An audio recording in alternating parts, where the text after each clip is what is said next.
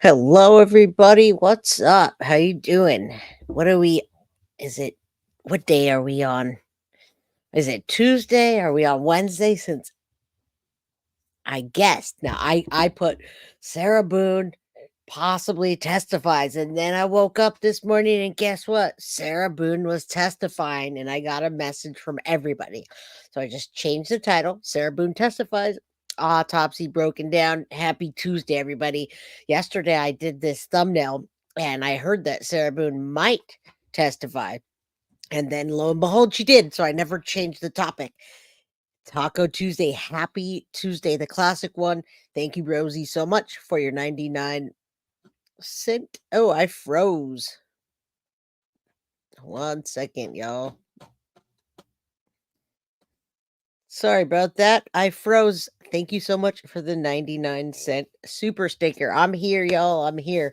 I'm frozen. Yeah, the trolls think they're hilarious. They got to create an alternate account and say, Sarah Boone did testify. Meanwhile, your thing says Sarah Boone may testify. So yeah, those trolls are going to be around for a while, folks. But we're going to pay attention to the lovely people here. And as you come in, hit the like button and let's have fun chatting. Yeah, freeze frame. Exactly, Marilyn. What's up? Got a freeze frame. The internet is busted today. It's busted because of Sarah Boone. My head's kind of busted because of Sarah Boone, too. So I do have highlights. But first, let's just watch before we get into it. Because all day I was thinking, can they cut back to that suitcase? We want the train, the money train, of course.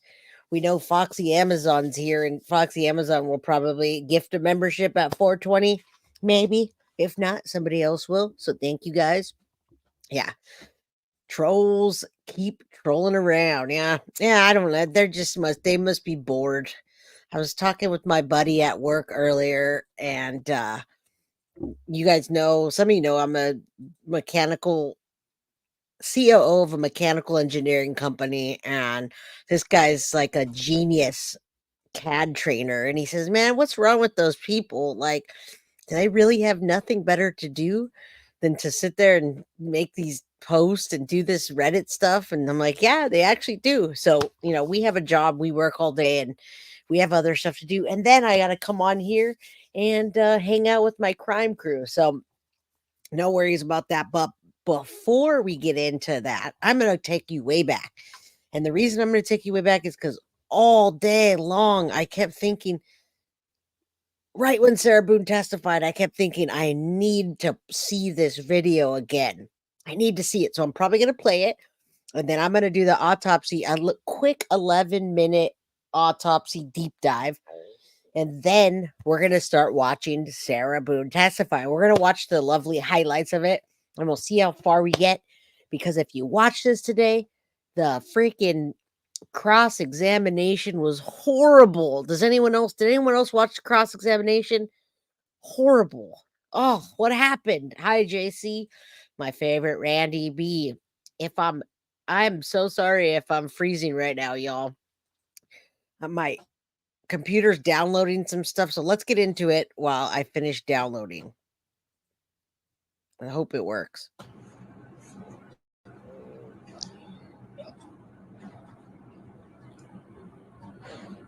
Sarah.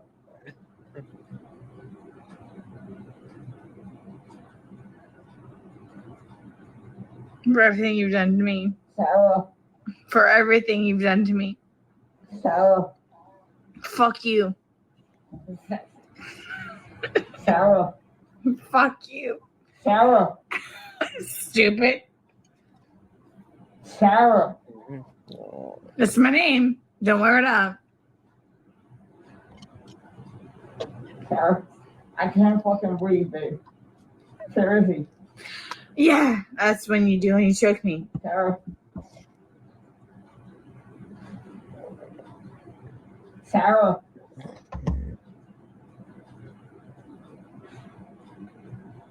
Sarah.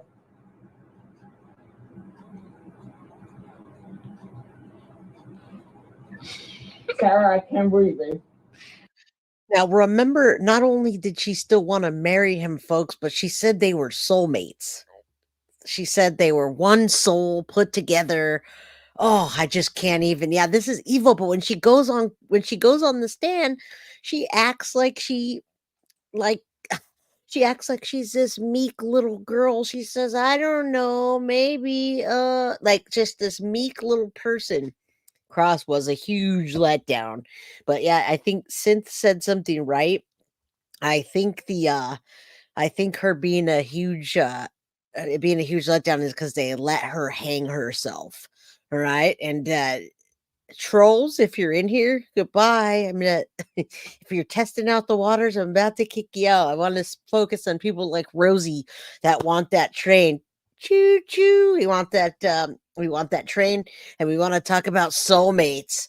Here's her soulmate right here in this suitcase that's flipped over. That's on Trigger you. warning. Sarah, I can't breathe. It's on you. Sarah.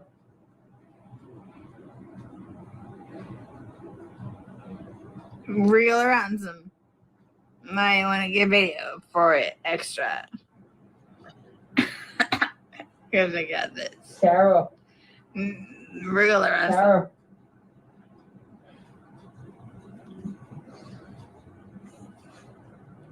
Sarah, I can't breathe, babe. Oh, Judy Smith, huh? that's what I feel like when you string on me. Sarah. I Fuck can't you. fucking breathe, Sarah. Yeah. You should probably shut the fuck up. Sarah. All right. So you guys want to know how she got him in there. Well, that's why that's big. You guys want to know how she got him in there? That's why we're listening today. Yeah, Tom Haneker, he's literally dying. Do me a favor, y'all. You know why we're here together to get justice for George. So I didn't buy it. I did not buy her story. And you know why I didn't buy her story? Is because I remember this so well that that's why I needed to play that suitcase again, because every time I was listening to her, I kept remembering that suitcase scene in my head and thinking, no way. If you think about that scene in your head, you won't feel bad for her. What's up, Bridget Smelter? Do me a favor, hit that like button. If you haven't subscribed, please do subscribe, y'all. And super chat, super stickers, all that fun stuff. Thank you. So yeah, she does claim he zipped himself in there, and we're gonna listen to the highlights from it. So let's quickly watch the medical examiner describing Jorge's autopsy photos. Now, they're not gonna trigger warning to you guys if you feel like you can't listen to this, but we do need to share this part. I think it's very important that we know what she did to him before we hear her testify. We need to know what the medical examiner says happened to Jorge, or George. I'm sorry. They called him Jorge at first. Now she says she hit him with a bat. She never said she hit him with a bat until trial started. So let's go. Photo 1 from State's Composite.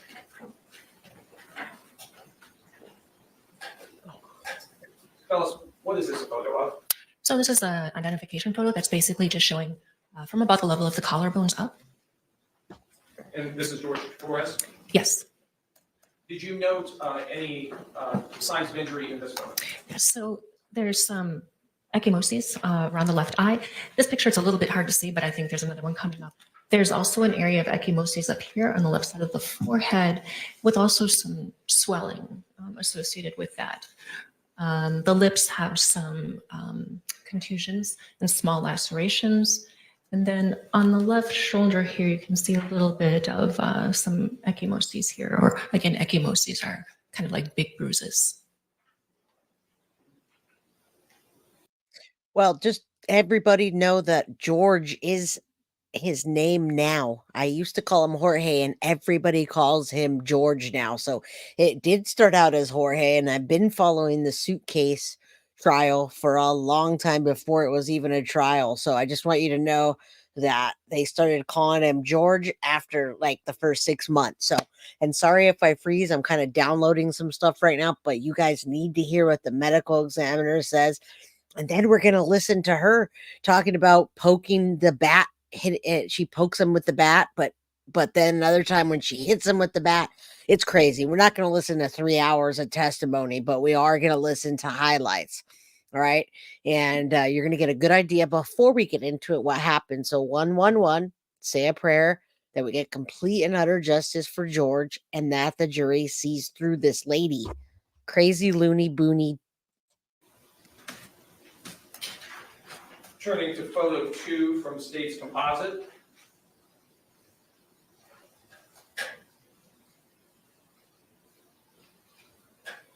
What are we looking at in this photograph? So this is his right arm near the elbow. And right here, you can see this kind of darker area. So this looks similar to an abrasion, but it's actually, it's what's called drying artifact. And again, this is one of the reasons that I think that he was in that suitcase for a little bit longer. Most likely that was a pressure point where part of that suitcase was.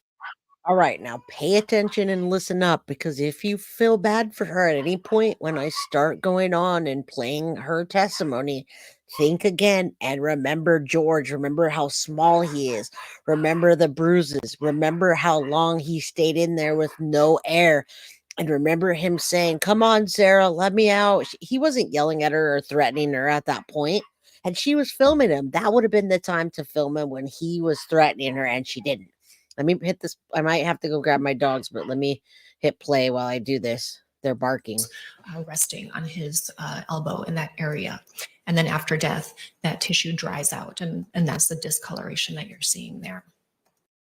Another thing is she never said she was drunk. So being drunk is not a defense. Actually, it's actually not a defense because she never said she was drunk. She always maintained that she only drank a little bit. She was all good. Her story changes to a complete, what is it, a 180. It's completely opposite of what it was. And then she admits to lying.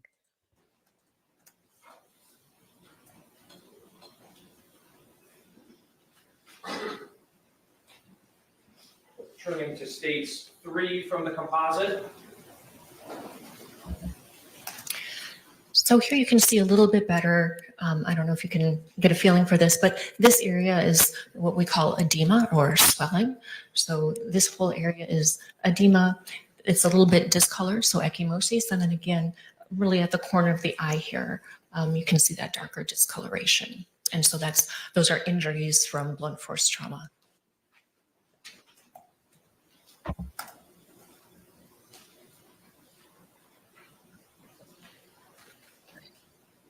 States 4 from the composite. So this is the left shoulder and arm. So again, you can see this kind of red to purple area. So this is all ecchymosis, and then a couple of linear abrasions or scratches.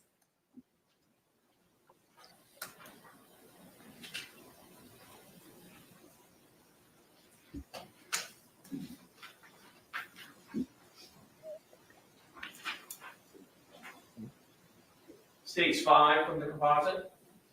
This is the same area, just a little bit closer up, so you can see this whole area of ecchymosis. It's a little bit variegated, differential in color, but again, that's all blunt force trauma. And what part of the body is this we're looking at? This is the left shoulder.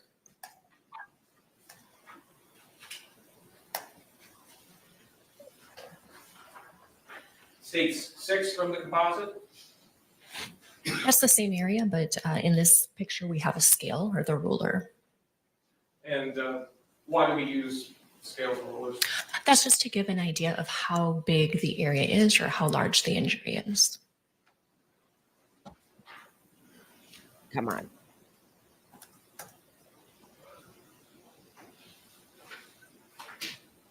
States 7 from the composite. So this is the left forearm and hand.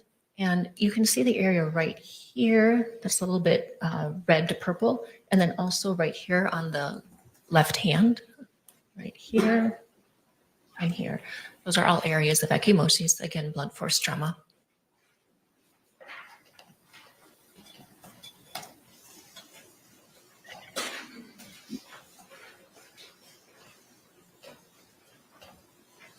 States 8 from the composite.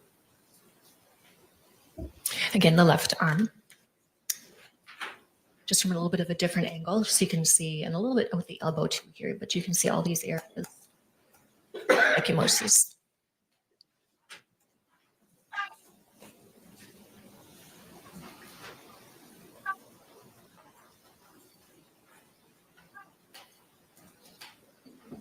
States 9 from the composite. And now looking at the left hand, a little bit closer up, so you can kind of see a little bit better these areas of ecchymosis.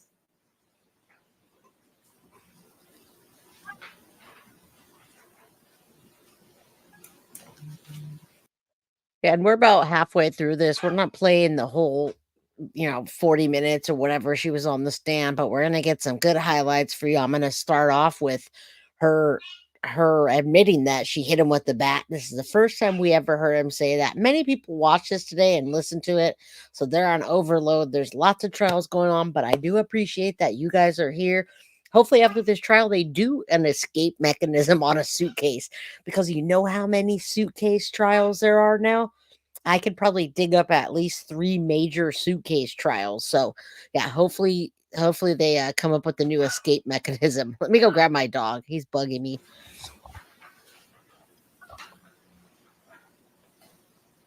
States 10 from the composite. And again, the left hand just closer up. What are you barking at?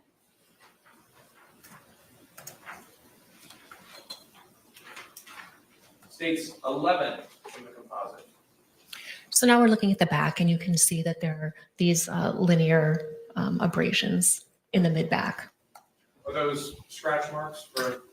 They could be scratch marks. They could also be blunt impact, more of just a straight-on blunt impact, especially being in that suitcase if there are objects in there.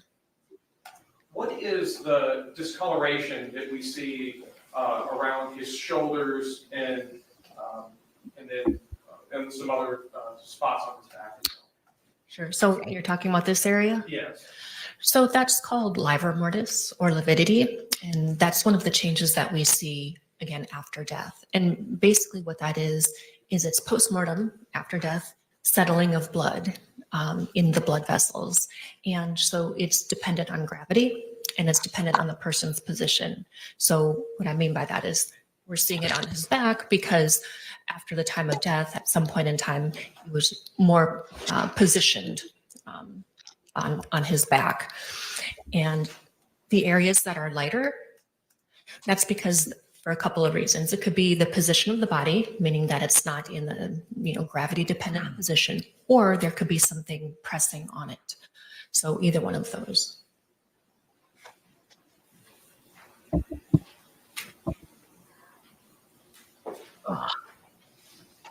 Stage 12. Look at what happened. My potato fell apart. So those are those linear abrasions just shown a little bit closer up.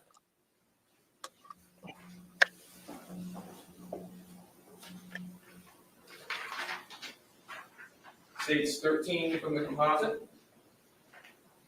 And the same, but with a scale.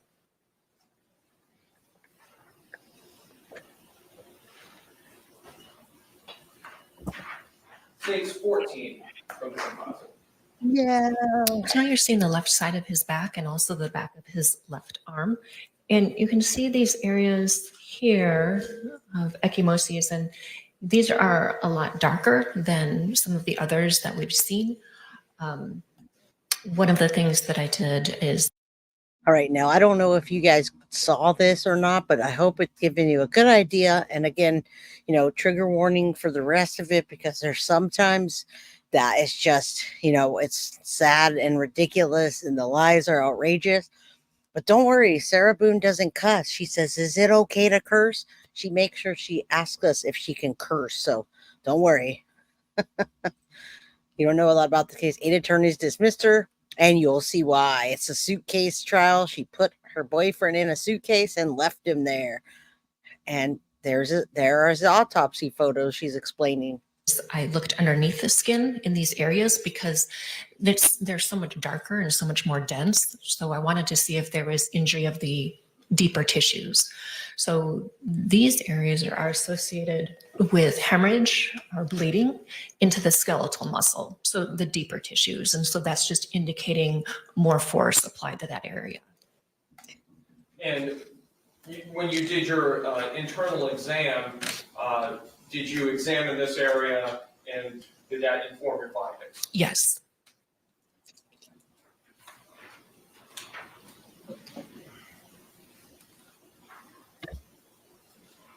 States 15 from the composite. And that's showing those areas a little bit closer up. So you can see that they're much more dense. There's at least 3 distinct areas here. There could be more than 3 impacts, but there's at least 3 separate ones that can be seen.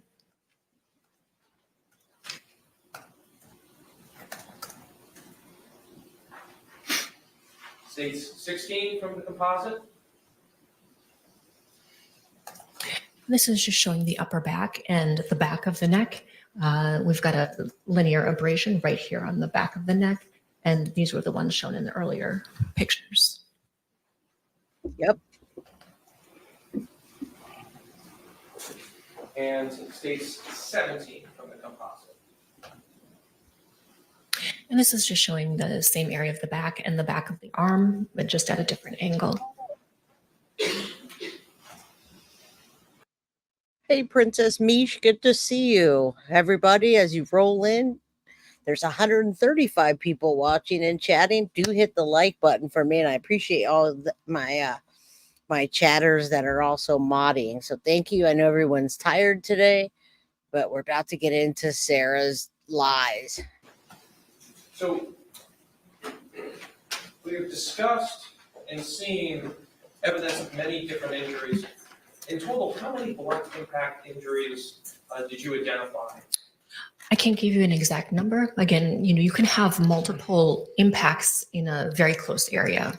So it can be hard to discern each one. They can overlay each other, or they can be so close to each other. But at least, 5 to 6, most likely more than that. And when you were going through your body chart as well, and I guess. Now remember, she said at least 5 to 6 blunt force trauma injuries. You can't really tell, but all of us literally thought that this whole time, almost 5 years, we bought into the narrative that she put them in the suitcase because they were playing hide and seek, right? I'm not saying we bought it, but that's what Sarah told us. She said they're playing hide and seek. They had a lovely day. He went in there and he hid. We saw the video and nothing happened. He hid. She went to sleep, and we thought because she was drunk, and that was it. Now we come to find out a bat. He has blunt force trauma. He's around this big, and we just saw an autopsy photo of him. Absolutely heartbreaking and disgusting at the same time what happened. Yeah, justice for George, absolutely. We also saw some of it photographically. As you also mentioned impact to the left side of the head. Yes. We're going to get into that. I believe that was subgaleal. Subgaleal. So kind of similar to what I was describing on the back. I looked at the underside of the scalp. And so in those areas on the left side of his forehead where there was the edema, when we reflect or we fold the scalp over, there was hemorrhage or bleeding that went through the entire scalp and was deposited on the skull. There was no associated skull fracture, and there was no bleeding inside of the skull, but it was all in the scalp and deposited on the outer surface of the skull. So under the skin, but not under the skull. Correct. Your Honor, I have no further questions at this time. Thank you. All right, so that gave you a good idea of kind of what the injuries were, everybody. I didn't play the full thing because I didn't think it was necessary, but I'm not going to start out with Sarah admitting to hit George with a baseball bat. We're going to kind of move around. I got the highlights for you. I'm not going to sit here for 3 hours today, but I will show you good highlights and good clips from today. So let's listen up together. We continue to, I guess, speak to one another, and his tone changed, and I knew the tone, and we ended up, I guess, arguing back and forth with one another, and it was the things that he was saying very much frightened me, and cursing at me and threatening me.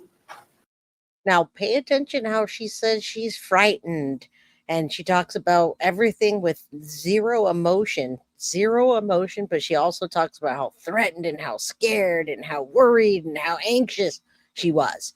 All right. So now, of course, George isn't perfect. Nobody is. But did he deserve this? And did he deserve to beg for his life? We're going to start with the hitting victim with the baseball bat, her admitting that. And we'll, like I said, we're going to move around a bit.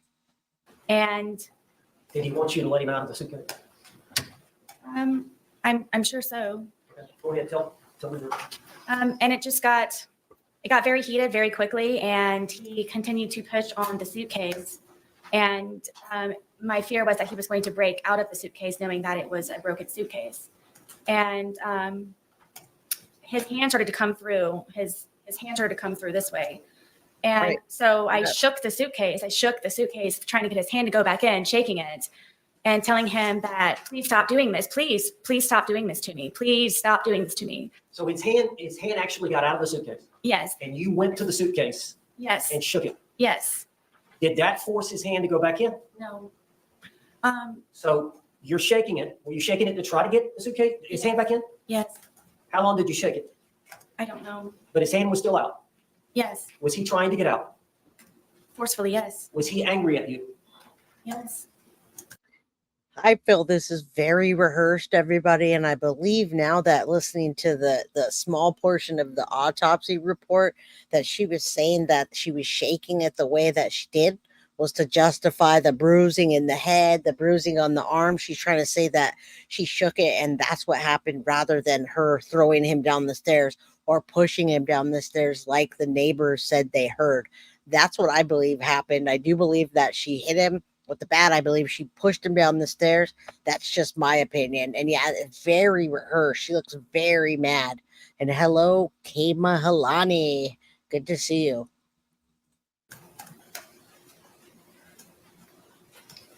Were you in fear? Always. If he would have gotten out of the suitcase, what would he have done to you? Like he used to tell me, he probably would have made me unrecognizable, or I would have lost my life. Did you lose the grip on the suitcase? Yes. Where was the bat in relation to the suitcase? It was leaning up against the dining room table right there. How far was the bat from the suitcase? 3 feet, 2 feet. Was his hand still out of the suitcase? Yes. And was he getting out of the suitcase? He very much was trying, yes. And so what did you do? For the split second reaction that I had, I happened to see that, and I grabbed the baseball bat and was trying to poke his hand to go back in, to please don't break through, please. So I hit his hand. Did you hit the outside part of his hand? Yes. We've seen the photographs of his left hand. Did you cause the bruising there? I'm guessing yes. Now, you've seen the bat. It's a youth bat. Yes, I bought it for my son. Is this the bat you used? Yes. And you said you poked him with it? Yes, I kind of pushed, like I held it with the skinny part here and then So the grip here, prodded at it. Yes. You grabbed it with both hands here, Yes, and then the barrel of the bat, the big part of the bat is here. correct. And you thrusted it into the different areas of the suitcase? I started with his hand, and his hand, he was still trying to get out. He was still trying to do that. So I started to push on the suitcase around it, hoping to have his hand retract and go back inside.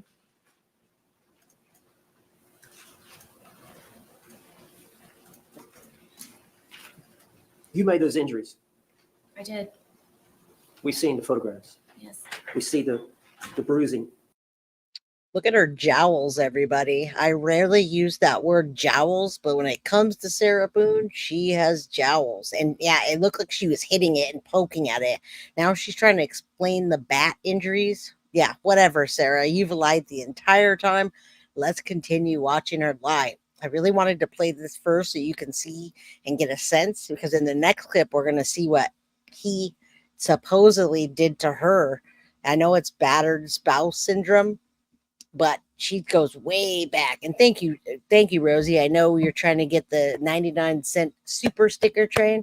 So if anybody can help, I do appreciate it. I know that Halloween's coming and we got a lot of expenses. So, if you guys can do anything, gift membership, super chat, super stickers, it helps. That this channel is fan funded, and we're getting ready to come out with a website real soon. Yeah, she's definitely got jowls, folks. I've got jowls. That's what Sue says.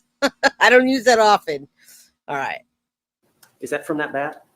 Yes, Eventually, did his hand go back inside from you doing? yes, finally, he had subsided and retracted his hand. So in your mind, did you prevent him from attacking you? Absolutely. Split-second decision.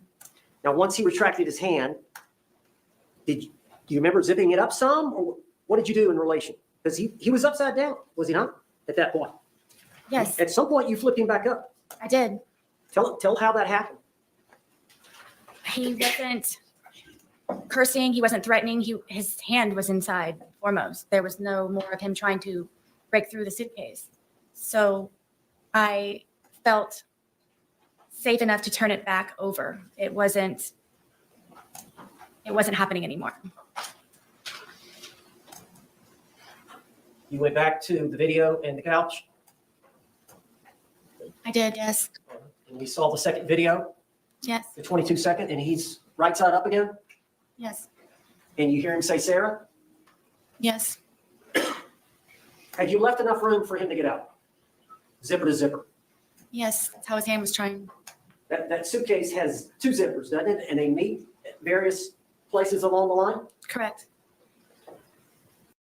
I know you guys have been here all day, probably watching, so I appreciate you chatting with me and being here. I agree that he wasn't threatening. I am going to play next the part where they show the pictures and she talks about him threatening, but I want you to get your deception detective hat on and see all of the lies that she's telling verbally. And I'm pretty sure deception detective is going to come out with a video that goes over this. There's no way he can't, because she lies so much. Yeah, I've been vaping all day too and just drinking caffeine. I'm so nervous about this case. I want her to be found guilty. Thank you, Rosie. I appreciate you all. You guys are amazing. Thank you, Sue. How much room, when you flipped it over, how much room was between zipper to zipper? I don't know specifically. I mean, it was enough to where his hand was coming out. After you had hit him with the bat, was he not trying to get out anymore? No. Did you believe that he could breathe in there? Yes. Did you ever believe he could die in there? No. At all. Were you trying to kill him? Never. Did you want to kill him? I did not.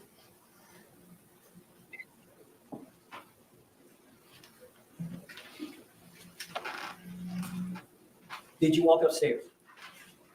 I did, yes. Why didn't you let him out before you walked upstairs? Were you afraid? Terrified is more of the word. As long as he was in the suitcase, he couldn't harm you. She almost made me spit, y'all. She said terrified. Oh, man. Oh, that was not, she did not look terrified in that, y'all. She did not look terrified. And thank you. Marilyn Reese's birthday is October 29th. She's my little Scorpio. And my son's birthday is October 26th, this Saturday. I literally almost spit right now. Foxy Amazon, thank you so much for gifting One Guilty of Crime membership. I cannot wait until this Friday when we do a members only, y'all. We're going to have an awesome members only. So let's make that members only amazing. We get to ask whatever questions we want to each other. You guys can ask me questions, I can ask you, and we can talk about whatever the heck we want to. Yes, verbal diarrhea, a lot, hide and seek. Absolutely. Almost spit. Correct. When he's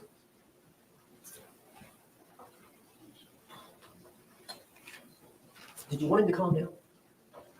Yes, I wanted him to stop being angry because I know what it is for him to be angry. You went upstairs. Where were the dogs? The dogs ran upstairs with me. And where did they go? On the bed.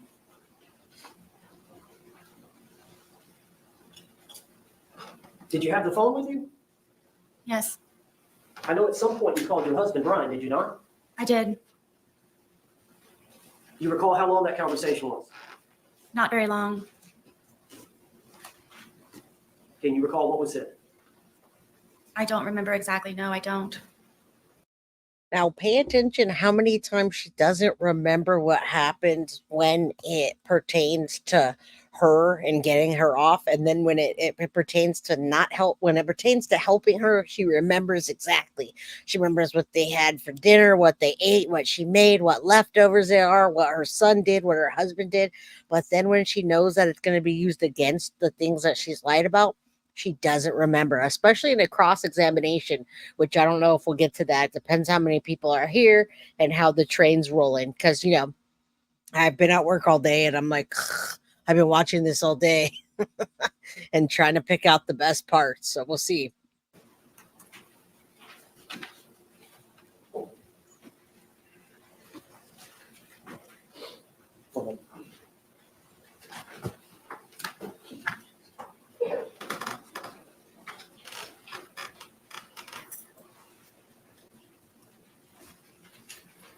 Miss Boone, Sarah Boone, you said that when he was in the suitcase, he was threatening you.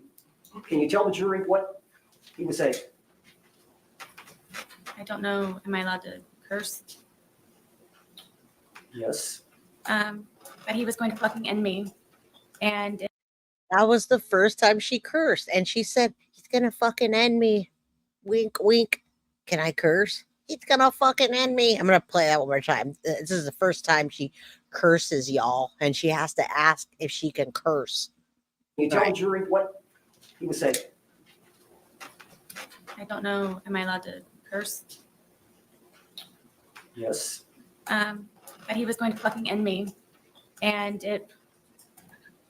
that's what made me ask him please to stop doing what he's doing to me. That he was going to, I'm guessing, try his best that night to probably take my life.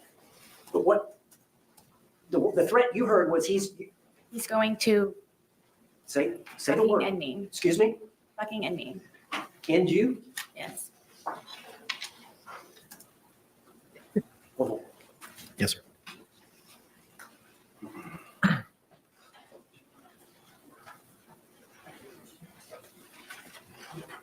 Judge, will we approach the bench? Yes.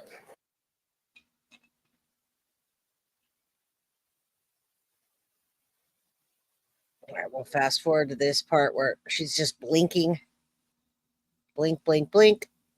Blink, blink, blink. Or charge involved and do not or research as the person places things or charge involved and do not have any discussions amongst yourselves or anyone else about those things. We'll bring you back in as promptly as possible. Thank you. All right. What we have here is testimony from the defendant. Her timeline is she comes downstairs after having gone up to the shower and hiding, laying down after being declared to be it.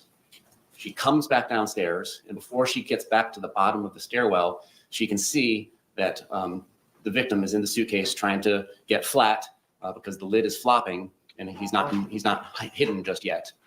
And so she comes over, and I believe she testified she was moving it around before actually zipping the lid shut, but moving it around, everybody's laughing. It's all fun and games still. And then she zips it, and it's still fun and games, and everybody's laughing. And then at this point, she testifies that this is now her opportunity to get on her pulpit to express her true feelings about everything.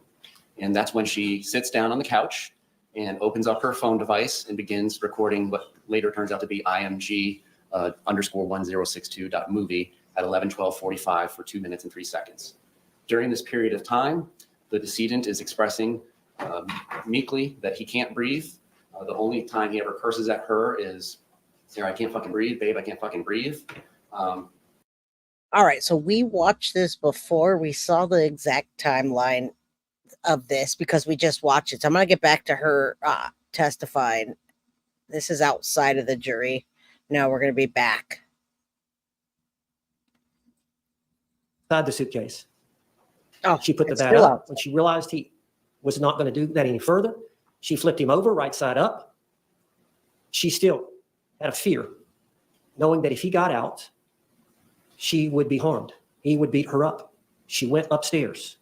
That is an overt act based on the discussions, coupled with the fact that he threatened her, using the word, I'm going to fucking end it for you, or some words to that effect. I don't remember her exact words, just before she went upstairs while he was still in the suitcase. If she would have let him out, and this is a crime, now this is an event involving an omission, failure to act, failure to unzip him at that point, before she went upstairs. The failure to act, the failure to unzip, which would have let him out, which would have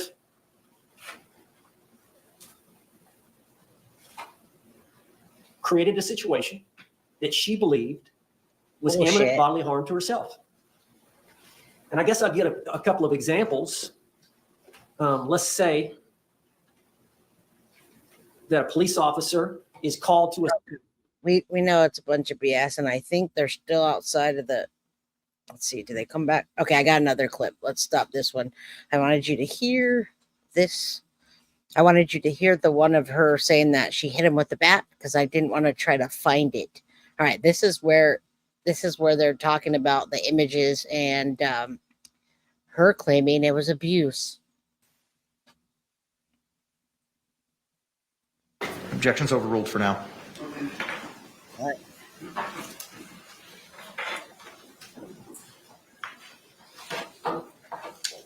You already got the 3.5 years.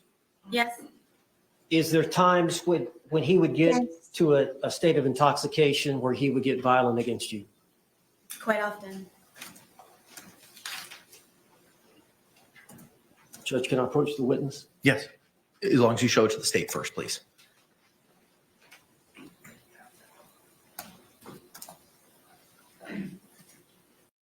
All right, y'all, here comes the picture. They're gonna start talking about what happened before with no real timeline.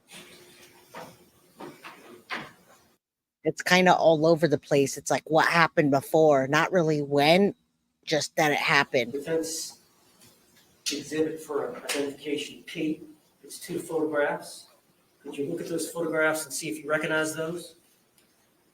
I do. Are those 2 pictures of your body? Yes. Did they show injuries to your body? Yes.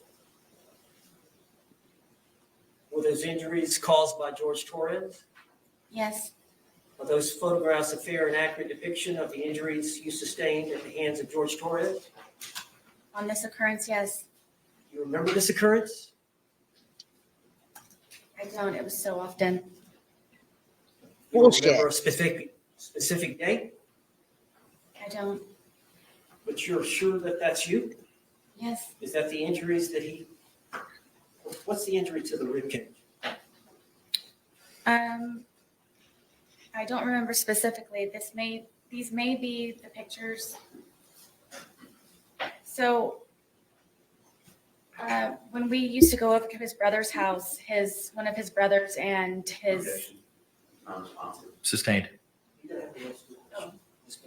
All right, now keep this in mind, and I'm glad somebody brought that up. She should have taken the deal. I haven't really covered this case except on a members only, and this is just when we did this, we were making fun of her trying to get a new lawyer. Absolutely insane. She's done almost 5 years. She could have got a 15-year deal and probably been out in another 5-6 years, and she didn't take the deal. She probably asked to keep the photos. When you see her ridiculous bruises, they're ridiculous. It looks like she bumped herself in jail at some point because there's no timeline. It's just, he did this. We went to his brother's house and he did this time and that. No timeline, no nothing. Absolutely her worst own enemy, her own worst enemy. Listen for a timeline here and listen for how small and little and meek she sounds. Do you know what happened to, did George cause these injuries? Yes. All right. Did Yes. y'all both drinking at that time? I don't remember on this instance. Judge, I'd like to move this exhibit into evidence. Okay. What was pre-marked as P will be received into evidence without objection as Defense Exhibit 2.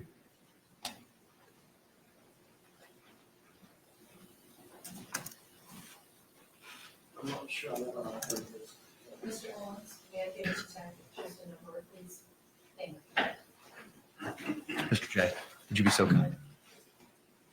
Thank you.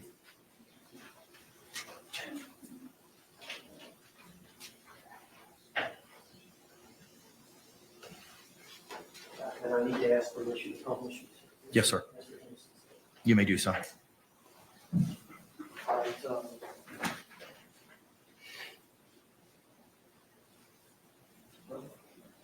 this is nice, Judge. Looks like I think there's a wheel on the top where you can use to.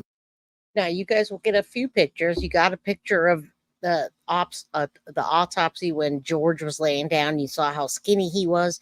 If we didn't play the part, if the part doesn't come on that talks about Sarah Boone, she says she's 5'2", 5'3", and 100 pounds back then, and George was 103 pounds back then. I don't think she was ever 100 pounds. I do not think that, but I do believe, or she said she was 98 pounds and George is 102, something like that.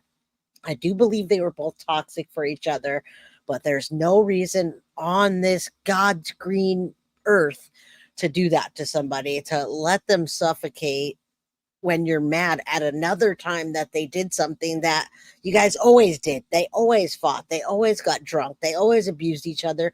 Why do it now? I think that she abused him and she went to bed and didn't care till the next day. Was it accidental that night? Now I'm rethinking it when I hear about the bat, the bruises, the autopsy, going down the stairs. I don't know. I don't know anymore. Yeah, taking the stand. I can't believe she's taking the stand too. I feel like I'm in a dream getting to watch a defendant that's that dumb testify that and all the lies over and over and over. It's almost like you could get perjury on her, and that's now why we know the other attorneys didn't take the case, because they didn't want to lie. Thank you.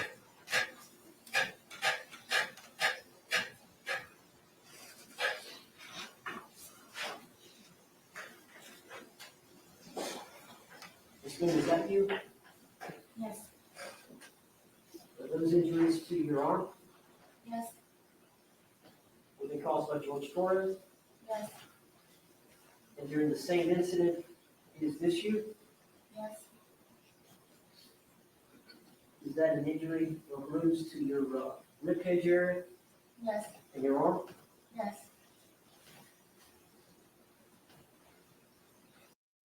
That could have been anything, by the way, y'all. Maybe it was from that particular thing, but I feel like she just dug up pictures that she took just to say, yeah, look at what he did. But when did this happen, Sarah? When did this happen? Was it right before? Was it the week before, a day before, a year before, 2 years before? When did that happen?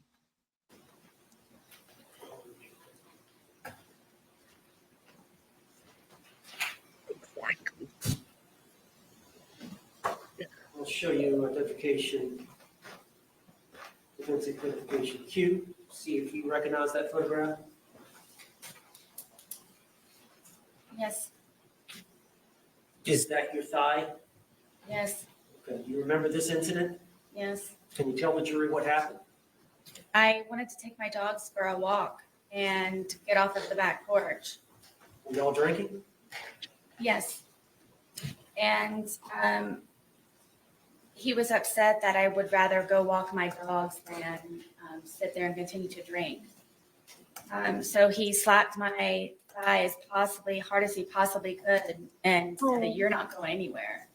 And it was a good smack on my thigh. Is that a fair and accurate depiction of the?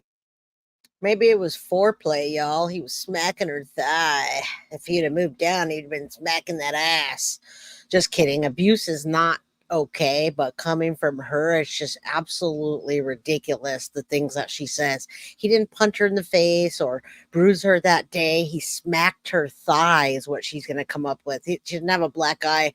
I got Valley laughing. Smacked that ass. He smacked her ass, and then it just went down to her thigh. Like I abuse is real. I just really think this is ridiculous to go on trial with.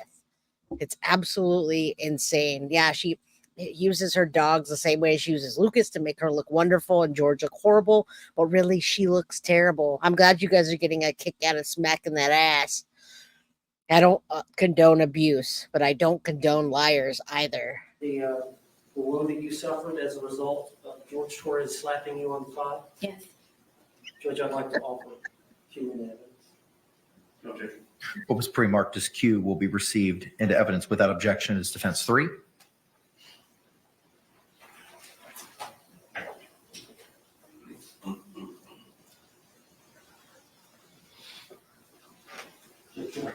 You may, sir. And for the jury's sake, is this the photograph you just mentioned? Yes.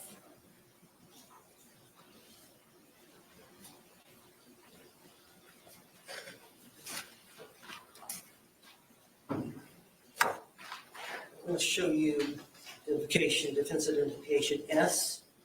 See if you recognize that photograph. I do. Is that your hand?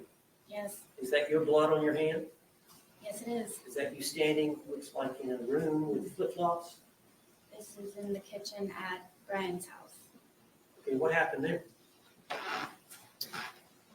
So George was very drunk, and I wanted to leave, and he's notorious for taking my car keys and putting them around his neck and my phone in his crotch area and telling me to come get them. And I really wanted to leave because of how drunk, and I knew the escalation of his anger. You know what, Lucky? I'm not so sure that anything that Sarah Boone said actually happened. I really don't think they were playing hide and seek at all. I really, truly don't. I think something else happened. Something nefarious happened.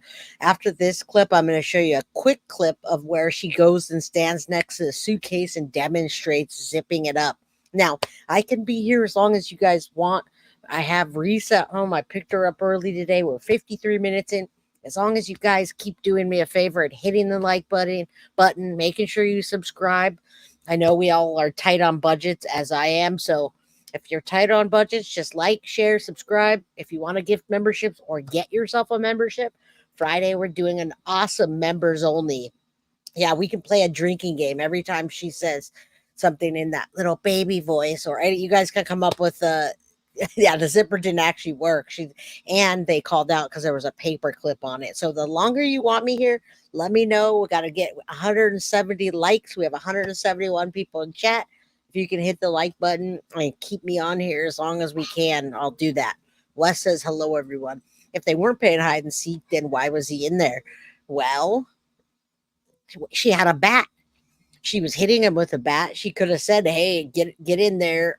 There could have been another reason. I don't think that they were playing hide and seek at all. I think she might have said, get in there, and been messing around with him. And then when he's like, babe, I'm not kidding anymore. But I really doubt the hide and seek thing now. I hope we want more, Jay, and I hope you're not being, I never seen you before, but I hope you guys are being genuine that you want me on here.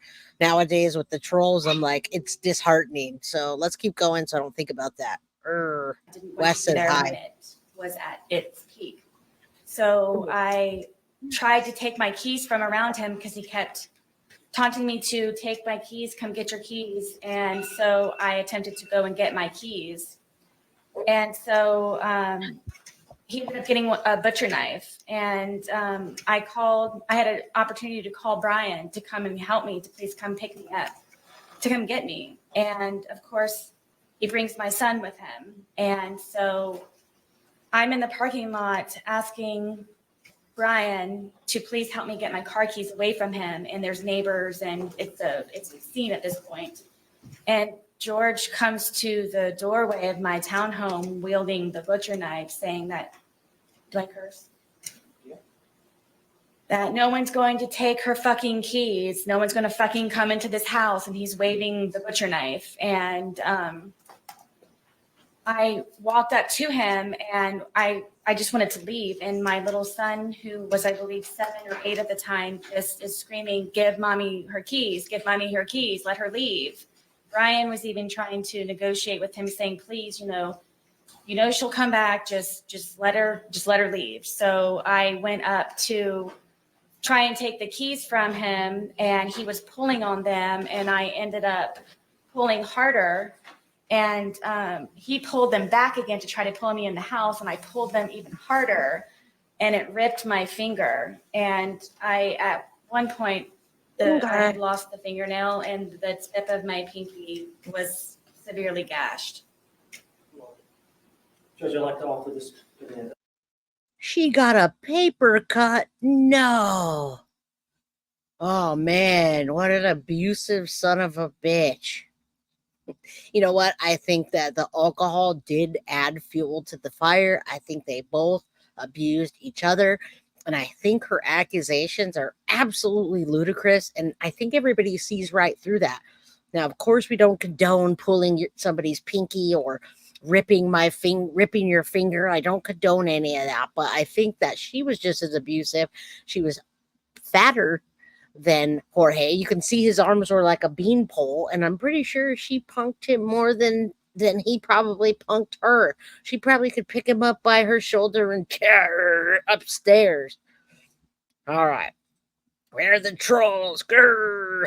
Hello, faith and repentance. Say a prayer for Jay and guilty of crime. That soon everybody that's here just loves us, and we're back to that again, because as soon as you start to hit that 20,000 mark, people start to get angry. But we all love you. We love you anyway.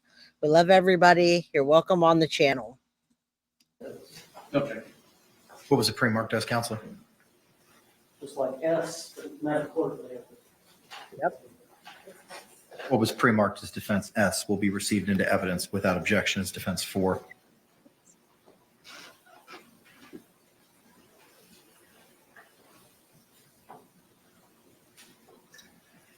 Ms. Boone, for the jury's sake, is this the picture you were referring to?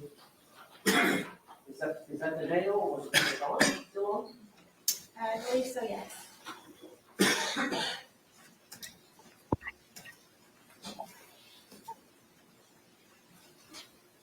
Now I'm showing you a composite identification L, 2 photographs.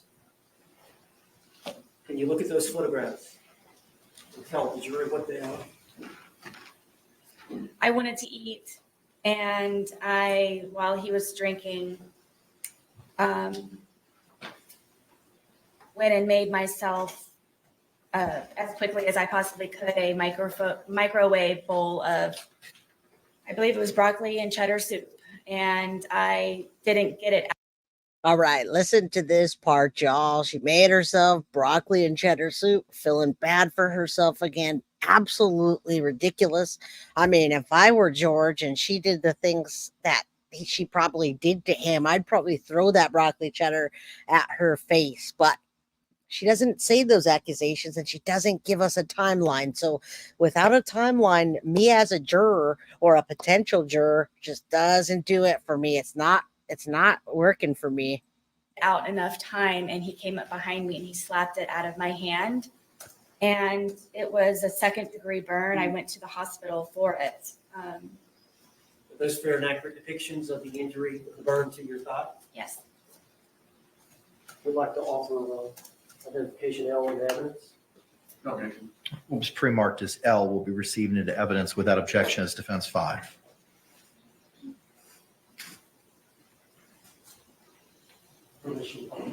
Yes, sir.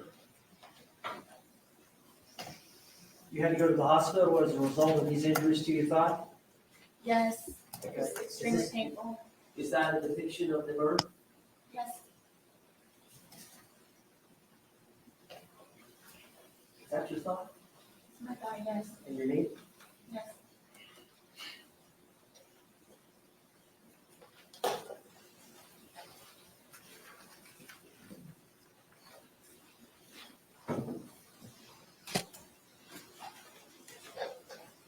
All right, I'm showing you. I mean, really, what attorney other than this attorney that got here from an ad, that, like a circus ad, would put something up that doesn't have any kind of timeline or foundation to it? We really don't know. We really don't know. Yeah, most of you guys can get second degree burn from a soup or popcorn or anything that you're making, just about, and it's ridiculous. You deposit exhibit for identification. Okay, 4 photographs. Did you look at those all 4 before commenting?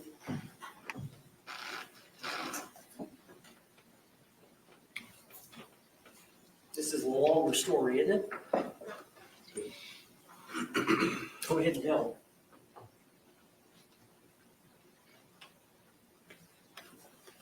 So George stabbed me in my leg. I almost bled to death. All right, well, let's. Oh let's my go back God. and explain what led up to that. I thought it would be nice to cook a nice steak dinner. We don't have 2 nickels to rub together, so I thought it would be special to make a steak dinner and make potato and go above the normal whatever's left over in the refrigerator. And so I spent a lot of time doing that, and George was drinking the entire time and on the back porch. You were drinking as well, were you not? I was drinking. He was on the back porch while I was in the house and I was cooking. But let me get back to it, sir. I was cooking. George was drinking, but were you drinking too? Let me get back to it. I was cooking. You're allowed to drink and be angry if you're cooking a steak dinner for your man when you don't have 2 nickels to rub together, sir. Okay, let's get back to testimony. And it was one of those where maybe if I start making dinner now, it will be over at a particular time and we can go to bed at a reasonable time. And I even put it in the bedroom and had a movie set up for us to watch. So it would just kind of be dinner in bed. And then he came upstairs and saw that I had made the steak dinner, and I don't know how to describe how drunk he was, but it definitely was not George. And had him come lay on the bed, sit on the bed, and, you know, put the, I got the dogs out, and I presented him with the steak dinner and sat down and was getting ready to start playing the movie. And he starts being very rude and cursing the steak and finding fault with it. And then, you know, I'm having to encourage him to eat. You know, if you want me to cut it up for you, I will cut it up for you. Did you want some more sour cream for your potato? What can I do to make you happy? The stories, please. Now pay attention to the rest of this, and then the next clip where she talks about treating George like a little kid. She paints with them and she colors with them and she does activities with them, and she was running out of activities to do with George like he's a child.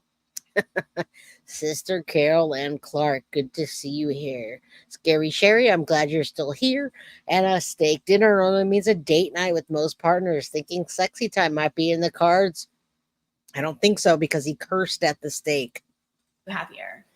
And then he started to pull on me and kept saying that, excuse me, that I just want to fuck you on the steak and fuck you on the potatoes. And I took offense to that, and I kept trying to encourage him to eat. I started to Was eat. this just him really drunk and saying nonsense? I don't know why he was so angry that day. I don't know if it's because I got steak. I don't know. Most of the time I don't know the reason why.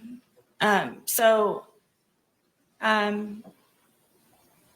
couldn't take it anymore. Obviously, I was not going to be able to eat. So I started to crawl off of the bed to leave. You know what? If someone cooked me a steak dinner, or I cooked them a steak dinner and they were ready to get down and give it up right then and there, I'd be like, let's go. I wouldn't be like, let's eat the steak. I'd be like, let's do it, baby. And then afterwards we can eat the steak. That's perfect timing.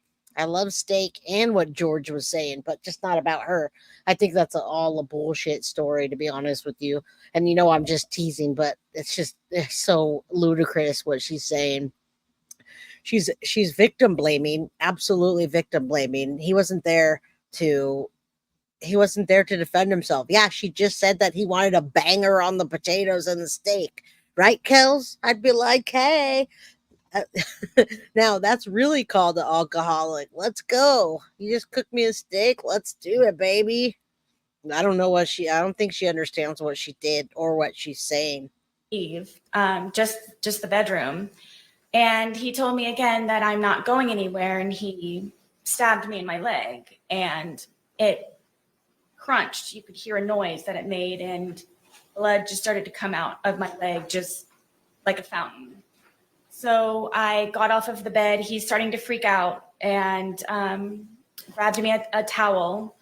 I got a wet towel, and I'm sitting here holding the towel, and it's increasingly becoming even more and more saturated by the minute. It's just minutes. So I'm going through towels, and I said, George, I think I need to go to the hospital. This is not stopping to bleed. This is serious. And he got on his knees and begged me, please don't call the police. Please don't call the police. Please don't call the police. And inevitably, he went and got my car keys and put them around his neck again, and my cell phone.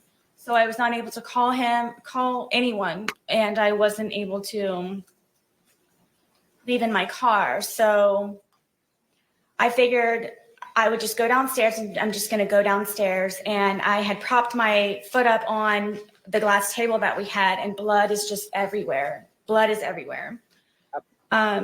I can't keep up with the amount of blood, and I'm starting to feel very weak and really weird. And he comes downstairs.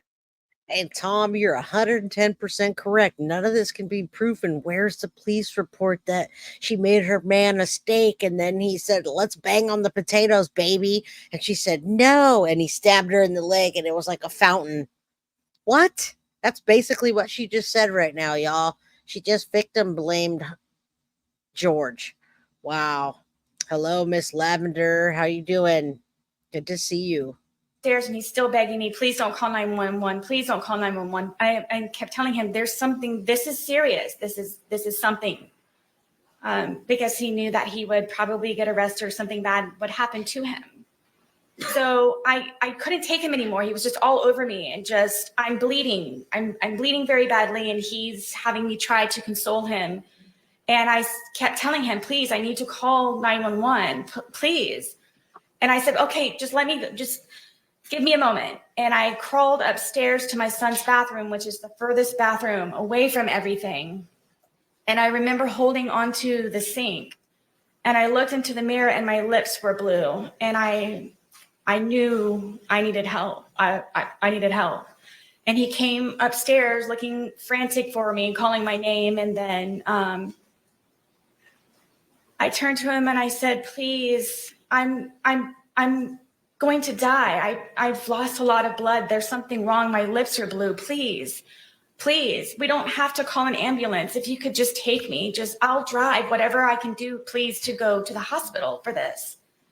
And he said that before anything happens, I had to concoct a story in order for him to not be arrested or be in trouble when we did inevitably get to the hospital. So I'm sitting there with this blood-soaked towel with blue lips, trying to come up with a story of what I can tell them when I go down there so he's not in trouble, and telling him that it's okay. And I came up with the story of that we were sword fighting silly after drinking with our steak knives, and he accidentally punctured my leg. And from there, How did you get to the hospital? originally he told me to drive, and because of the amount of alcohol that he drank, and it was, I couldn't. So he got into the driver's seat and drove me, and the entire time he's barking at me to make sure that I get the story straight. We're sword fighting, okay? We were drunk, you know, Did you go to being the silly. hospital? Yes, All right, and did you get treated there? yes. I was bloody, and All right, let me show you the photograph. I'll show you these. All right, is this a fair and accurate depiction of the injury to your leg? yes, I had to go to 2 different hospitals for it. And you lied to, I really hope they show this because unbelievable. They're playing hide and seek, they're sword fighting, they're painting, they're putting puzzles together, they're drinking, but only a little bit. Let's keep listening. This is just, I can't even believe she testified, y'all. This is going to go down in history, this trial. I guarantee you. medical personnel about how this happened? Yes, they brought in sheriffs and everything. Was it consistent with, they brought in sheriffs? Did you have to answer to the law enforcement officers? Yes, Did you stick with the story that you and George had agreed? I did. Judge, I'd like to offer this a positive dip. Okay. What was pre-marked as K will be received into evidence without objection as defendant 6. I can't believe they didn't object. I have to ask my audience, do you think that the prosecution didn't object because these stories are so outrageous?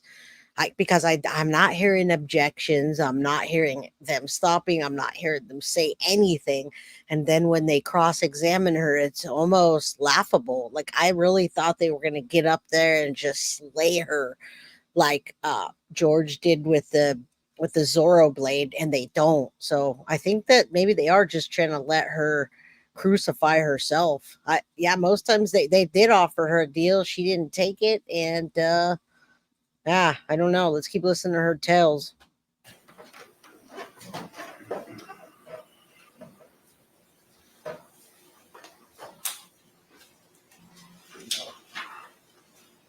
You may publish, sir. Thank you.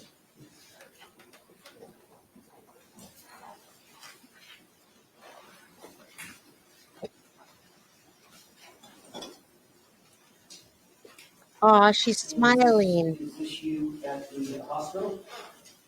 Yes.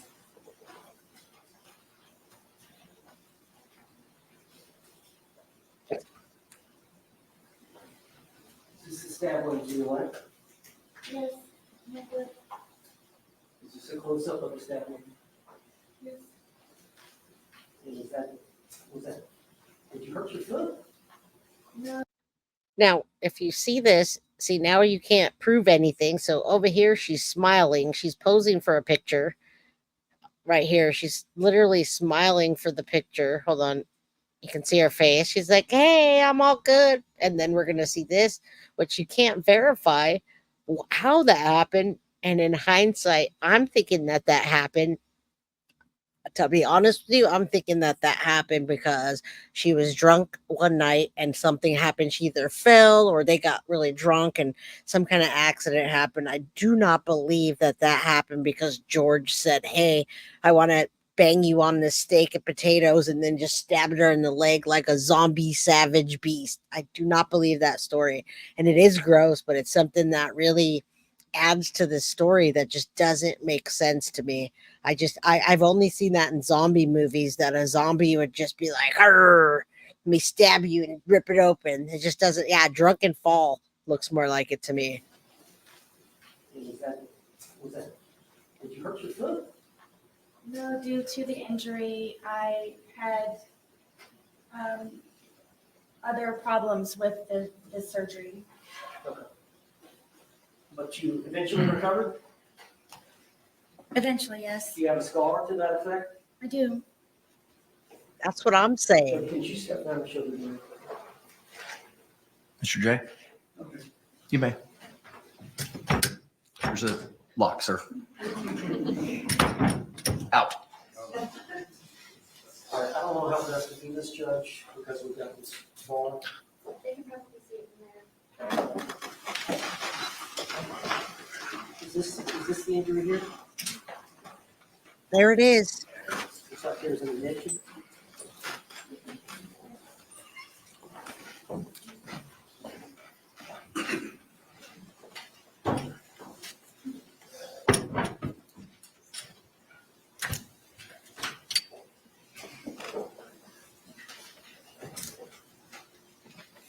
All right, I'm showing you identification T. And I agree. I'm not making fun of abuse. I don't take it lightly. Believe them first. They hit you and you leave. But I don't think that he was the abusive one. I think they abused each other and it ended up her taking his life and she's trying to get out of it. But I'm asking the same question to myself. Did this happen like the day before she put him in the suitcase, or the week of, or the year of, or the 2 years of? How does this get put into evidence? Is this because of the battered spouse syndrome, battered partner? This could have happened 10 years ago. It just doesn't make any sense. Thank you, Miss Lavender. I haven't seen you before. Don't forget to subscribe if you haven't. Thank you. I appreciate you all showing the love. Thank you for being nice today, because otherwise I'm going to run off and cry like a baby. Just kidding. You recognize that photograph? I do. Yes. All right. Looks like you got an injury to your lip and to your face. Do you recall this event? I was trying to sleep, and Have y'all been drinking? I'm sure. I know that he had been drinking. This was one of the instances where I would go upstairs to try to go to sleep. And But he- y'all drank together a lot, did you not? sometimes, yes. But there were times when Sometimes. you wanted to stay up and continue to drink and you wanted to go to bed. Many times, yes. You were done, he was not. Correct. Was that one of these times? Yes. So tell us what happened. I'm sleeping in the bed, sound asleep, and he comes into the room and grabs me by my hair a lot of the times. And from here, he scratched me from trying to grab me, and then grabbed my hair and pulled me off of the bed, and then raked my face across the carpet. These are carpet. You gotta come more often, Cray for Cray Nick. I wear shades because it's so bright in here. So every once in a while you'll catch me with just glasses, but I can't see. Look at I wear thick glasses. That's why. Really thick glasses, and it's bright, so it hurts my eyes. That's why. It's not really unrelated. If you come more often, you'll find out. I love telling new people that. Burns. To your lips? Yes. What about to the, looks like the eyebrow area? That's from where from grabbing me, scratched me, and got a hold of me by my hair. Why was he mad at you? Because I wasn't downstairs with him He wanted you to be Right drinking with here. him? all the time. All right, I'd like to introduce identification to you now. Look at those. What was pre-marked as T will be received into evidence without objections. Defense Exhibit 7.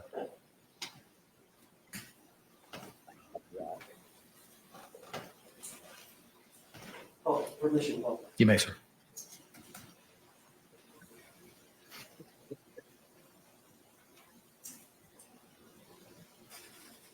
all right, you see the injury between the eyes and the injury to the lip, Yes. as you described? Yes, and then the blood going down my eye, yes.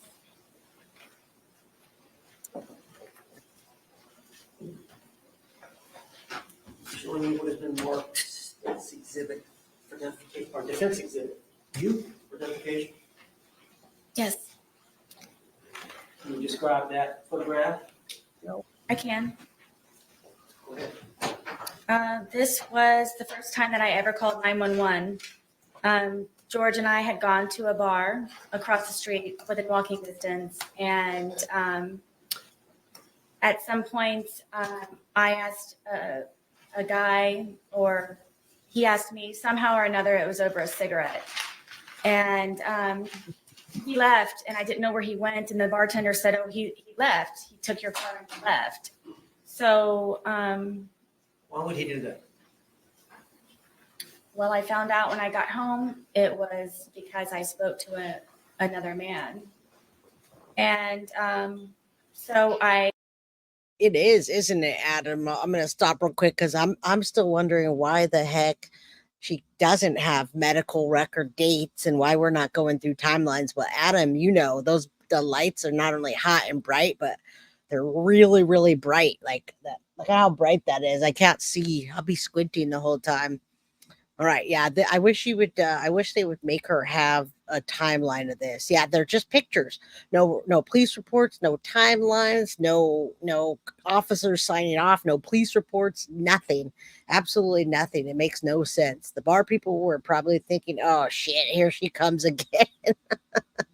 All right, let's keep going. paid the tab, and I walked home, and he's sitting on the back porch with the handle of vodka, and I was walking on eggshells and terrified and kind of treaded lightly when I came in, and he acted all natural and fine. So I didn't know the reason why that he had just gotten up and left with my car. So then he calls me a whore, and then he calls me a slut, and then he calls me a cunt, and gets up and pushes me. And he pushed me with both of his hands so hard that we have this little area where our washer and dryer is, and there are metal doors that are on it. And he pushed me into the metal door. And then I fell back, and he got his knees on top of me on my arms here, so I was pinned down, and was starting to strangle me and hit my head up against the metal closet over and over and over and over and over it again, and calling me a fucking whore and you're such a slut and fuck you and everything. And my tongue was flopping out of my mouth, and I thought I was going to bite my tongue off. And because of the amount of noise, I guess, my head was making on the metal door, he slid me down and got back on me, and then started to strangle me again. And it was we have carpet, but it's like concrete. And I was able to get my arms out from underneath and grab his throat and get him off of me. So I got him off of me, and I pushed him off, and he came up and he goes, "You fucking bitch." And he stomped my face. And the next thing I know, I woke up. I obviously blacked out. I'm obviously, I guess, yes. And he was passed out on the floor, and I woke up frantic looking for my phone, and I immediately called 911. Okay. The police arrived on that incident? Yes, they did. Is this a fair and accurate depiction of the injury you sustained as a result of him kicking you? Stomping, yes. A stomp? Stomping. With his All I heel? saw was his heel. We ask that this be identification you be admitted today. Okay. What was pre-marked as you will be received without objection is defense 8.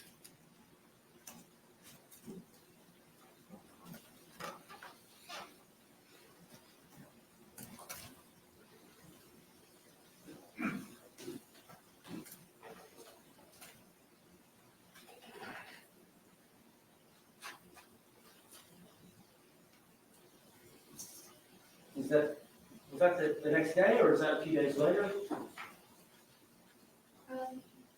That's a couple of days later. And that's the bruising from the kicking of the eye? Yes. Now, the police will call, and we'll talk about that in a minute. Let me go through these notes.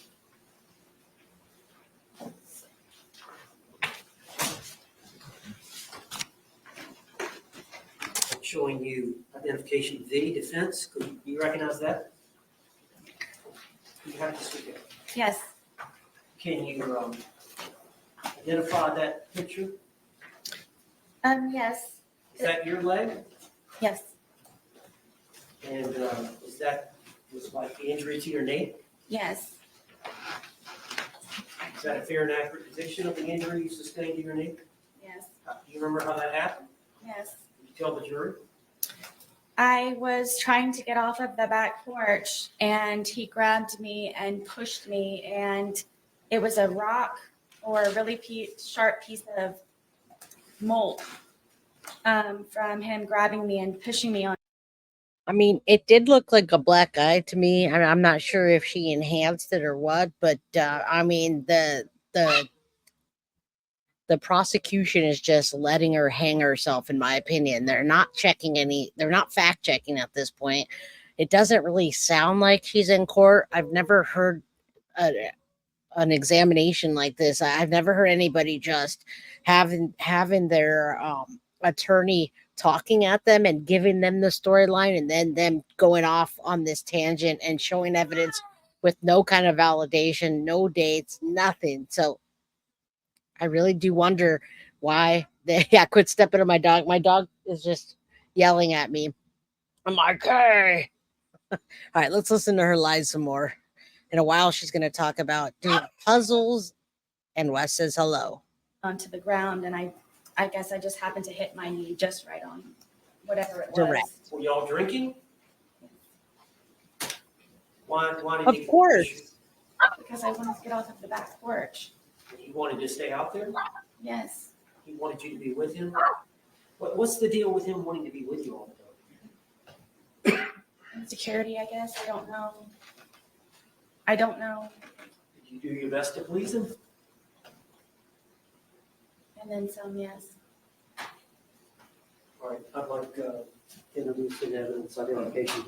Okay. What was pre-marked as V will be received into evidence without objection as defense 9. Now, Ms. Boone, were you treated for this, or did you self-treat?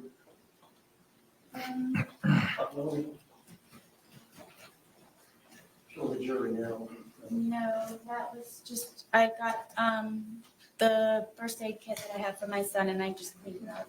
What? I said I got the first aid kit that I had for my son, and I just cleaned it up and put a Band-Aid on it.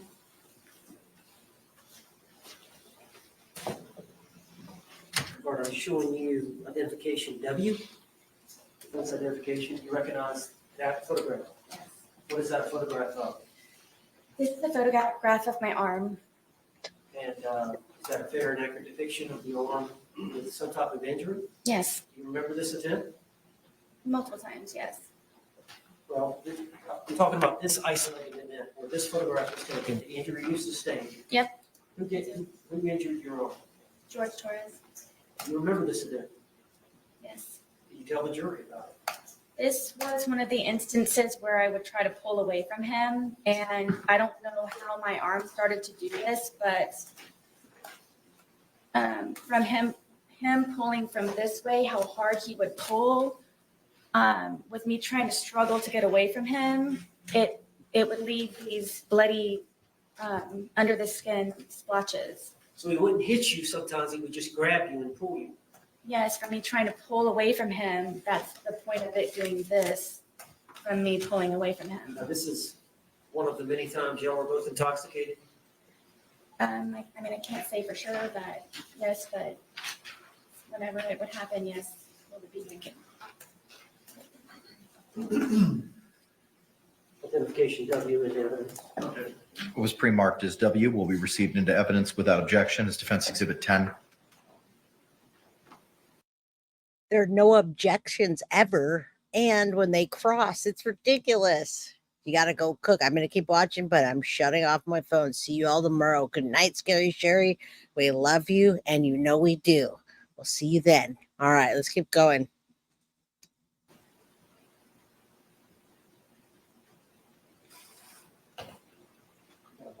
You may, sir. All right, it doesn't look like a wound or anything. Objection to commentary. Sustained. Tell me, I'm sorry, tell me, you said it's just from the grip, him losing his grip? Yes, it would be from me pulling away from him, and whatever under the skin it was that it was disturbed from the amount of pressure of him holding and then pulling from me would create those on my arms.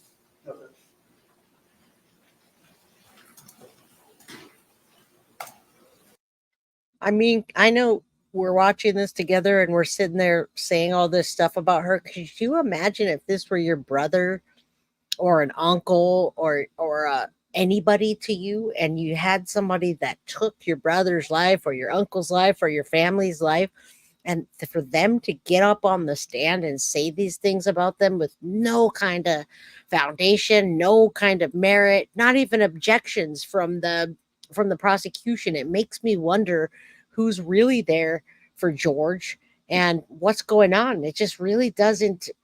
It really doesn't. I just. It's one of those trials I cannot understand. I thought they were gonna slay her, and they're just letting her say whatever she wants. I'm going to show you Defense Exhibit X for identification. Yes. And what is that a picture of? This is a picture of my ear, side of my head. Is that a fair and accurate depiction Yes. of the injury you sustained by Jorge Torres? Yes. Do you remember this event? Yes. Were you drinking? I at the time was not drinking alone. On this event, you had not consumed any alcohol. I mean, I may have earlier. This was another. I was in the bed trying to sleep. Where was George? Downstairs drinking. All right, and so you were wanting to go to bed, and he wanted you to stay down there with him? Yes, I was in the bed. All right, tell the jury what happened on this event. I believe this was the instant where I was in the bed and I used to barricade the door with our dresser. Why didn't you just lock it? All of the locks were broken in my home. Why? They were from George taking them in, including my son's. At one point, I could seek refuge in my son's room, but he broke that one as well. Tell me, explain how that happens. Tell the jury. Yeah. We can't read your mind. George wants me, which he has told me numerous times, that I am to be with him at all times and doesn't like to be apart from me or away from me. So whenever it was even just to go to the bathroom, sometimes he would go with me. And you have to understand, I have a 2-story, 900 square foot townhome, so there's not many places to go. So it just happened to be that it would be upstairs or downstairs, or I'd be in a particular room or not. So inevitably. Did you want some time away? Yes, I did. Even if it were just him upstairs or me downstairs or vice versa. So I rarely got to sleep. This was one of the instances because I had barricaded the door.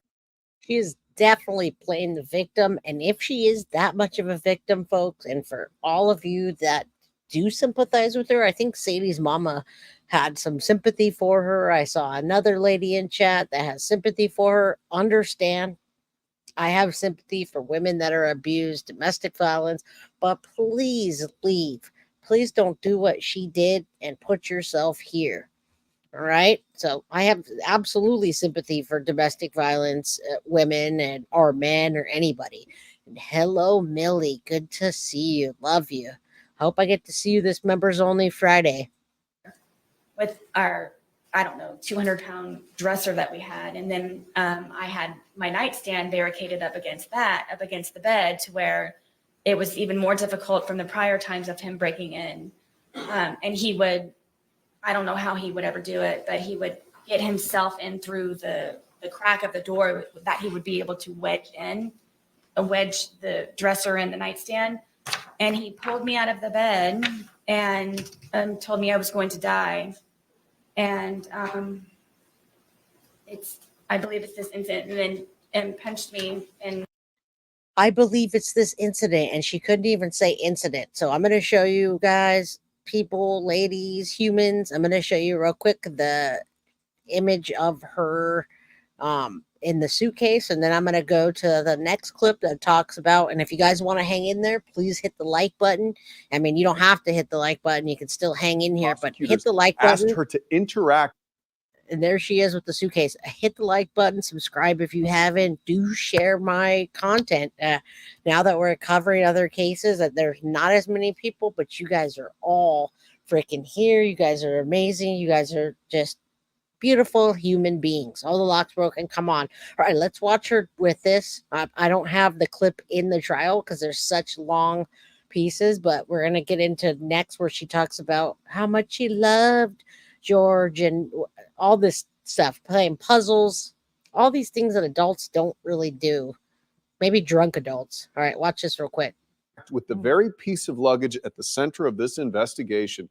Thank you for joining us tonight. I'm Matt Austin. I'm Ginger Gadsden. Boone's boyfriend, Jorge Torres. Oh, dang it. Sorry. I'm going to go back to that. I don't know why that happened. I think because we're at over an hour and a half, and my brain's like, oh, you've been watching Boone all day long. You've been watching Boone, and now you're covering her. Adults with no jobs. Right. You nailed that. All right, let's watch this, and I'll pull up another clip after that. Asked her to interact with the very piece of luggage at the center of this investigation. Thank you for joining us tonight. I'm Matt Austin. I'm Ginger Gadsden. Boone's boyfriend, Jorge Torres, suffocated in that zipped up suitcase back in 2020, but Boone insists she never meant for him to die. News 6's Emily McLeod joins us now live from outside the Orange County Courthouse and breaks down the hours-long testimony from Sarah Boone. Emily, what a day. Right, Ginger, exactly like you said, what a day. Sarah Boone was on the stand for hours today. The defense asked. All right, did you guys see that? I don't know if they're going to show her back doing the suitcase thing again. Hold on, I just wanted you guys to see that portion where she puts her gloves on. For more than 2 hours today, and at one point, prosecutors asked her to interact with the very piece of luggage. There it is. And while she was interacting with that piece of luggage, folks, she was saying, oh, there wasn't a paper clip there. That didn't look like that. That wasn't like that. She was like literally trying to make it seem like that wasn't the same piece of luggage almost. All right. And then there's another. Oh, yeah, we got another one where she talks about drinking wine, playing games. And all right. So this goes to show you here in this clip. Let's watch this. And then we'll go to the next clip. Yeah, she is Boone the Loon. She's odd. Very odd. The suitcase is so small. And that's what I wanted to show you was the suitcase. Because if you look at the size of that and you look at her, George was like a few pounds. Well, I think he was a few pounds heavier. And he was really small too. Samsonite Sarah. Yeah, look at that suitcase, y'all. All right, real quick. And then I'll go to the next clip. At the center of this investigation. Thank you for joining us tonight. I'm Matt Austin. I'm Ginger Gadsden. Boone's boyfriend, Jorge Torres, suffocated in that. You guys tell me if you think she's just fiddling with that suitcase to make it seem like she didn't know how to use it, that something was wrong with it. She's literally sitting there fiddling with that. Absolutely ridiculous, knowing dang well that she got him in that suitcase, trapped him in there, and then did something. Oh, that's big. Did something to get him to, well, we know she got a bat now, right? So let's keep going. She drank wine, did puzzles, and painted before her boyfriend's taking of his life. Bottle of wine around noonish. And how did y'all, you took your car? Yes. Did George have a vehicle? We did not. And how did you pay for the wine? Yes, I thought about that. And then y'all came I back thought and about started that. drinking? Yes. Okay, tell us what you did when you got back. All right, so this is finally leading up to the actual day of his life being taken. All the other stuff was just background and victim blaming. This is actually her talking about what led up to it. This reminded me, Mai Tai, I love you. I love the crime crew. I love all you guys. It absolutely reminded me of O.J. Simpson trying on the glove and me thinking, that glove could have fit him just fine if he wanted to use it. Batshit crazy, acting like Jen Soto. Thank you guys for being here. We have 180 dedicated people here in chat. Thank you so much. Hit the like button, subscribe if you haven't. And if you haven't got a membership, please get one. Or If you want to gift some, you can gift memberships. Let me see if I can gift a few myself. Let's go. From the public. Just went on the back porch where we usually spend our time because we're able to smoke cigarettes outside as opposed to inside. And Is cigarette smoking not allowed indoors? Do you have pets? yes, I do. Well, did you have pets? I did, yes. Okay. Were they with y'all there that day? Yes, my dogs were with me all the time when I was there. How many dogs do you have? I have 2. And just what are their names? Penny and Tess. And what is the breed? They are red Boston Terriers. And are they both disabled? Yes, Penny is blind and Tess is deaf. So when y'all went out to smoke on the back porch and drink, I assume as well, correct? Yes. Did y'all take the dogs out? Oh, yes. Is there a place for them to do their business out there? Yes, I extended our back porch for them to have a little bit of area as opposed to going from a large backyard from my marital home to our little townhome.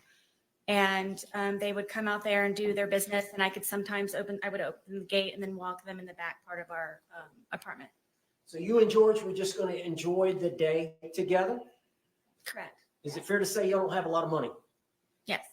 And so y'all were going to do something there in the home? Y'all weren't going out for dinner or? Yes, we primarily, I would consider us homebodies as opposed to going out and partying and doing this and that. Okay. And how long do you think y'all were out that afternoon outside? A few hours. All right. Could you tell the jury what y'all did during that time? We have a dartboard that's out there, and we just had drinks, and we're just really enjoying each other's company and talking about, things upcoming. We both were. All right, keep this in mind. This is leading up to her locking him in the suitcase and taking his life, hitting him with a bat, nudging him back in there, probably hitting him more with a bat than nudging him. This is what's leading up to it. And earlier, she said that she was scared. She was hiding in the bathtub from him. She was afraid of him. She was all that. Absolutely ridiculous. Thanks, her 8 lawyers. She wanted a chance to speak. She got it. She should have kept her mouth shut. Absolutely. And she's still incriminating herself. Thank you, Rosie, for getting the train going. I appreciate that. And all of you for everything you do every day. Thank you. Loyal crime crew members. We're looking for a job and just kind of, I guess, encouraging and supporting and planning. And Well, now you said he had a job. Was he looking for a job, a second job? no, the job that he had was very unstable. And at that, So he was looking for something new. yes, at that time, yes. Okay. And so during that 2 or 3 hours, would it be fair to say that y'all drank the bottle? Yes. Okay. So would it be fair to say that y'all were feeling the effects of the alcohol? Yes, Okay. At some point, who made the decision to come in? I did. Okay. Why did you want to come in? I felt that George needed a change of scenery. Okay. So y'all came in and then did y'all do anything else before he left again? Were y'all doing anything? I know y'all did some arts and crafts. What did y'all do? At some point, he went to get another bottle at Publix. Yes. After, I believe it was after it was right before I believe that we had gone inside. Because he called his daughters. I was trying to encourage him to call his family. Okay, now where are his daughters? His 2 daughters are located in Pennsylvania. And what are their names? Anna and Destiny. And how old are they? I believe that Anna is in her 30s and Destiny may be in her early 20s. All right. Does he have any more children? Yes, he has a son. And what is his son? He is in Pennsylvania also. So part of that afternoon is y'all came in to call relatives, call family. No, I had him call outside, just trying to, I guess, boost the mood. And the first daughter didn't answer, and I don't remember the reason I didn't speak to the second one. I believe he did. It was just for a moment. All right, and whose phone were y'all using? My phone. All right. And is that common for y'all to use that, for y'all to share that phone? It was because George said that he didn't have a phone. So it would either be lost or given to him by his mother. I'm sure his phone was lost when he was around her because of all the girls he was talking to.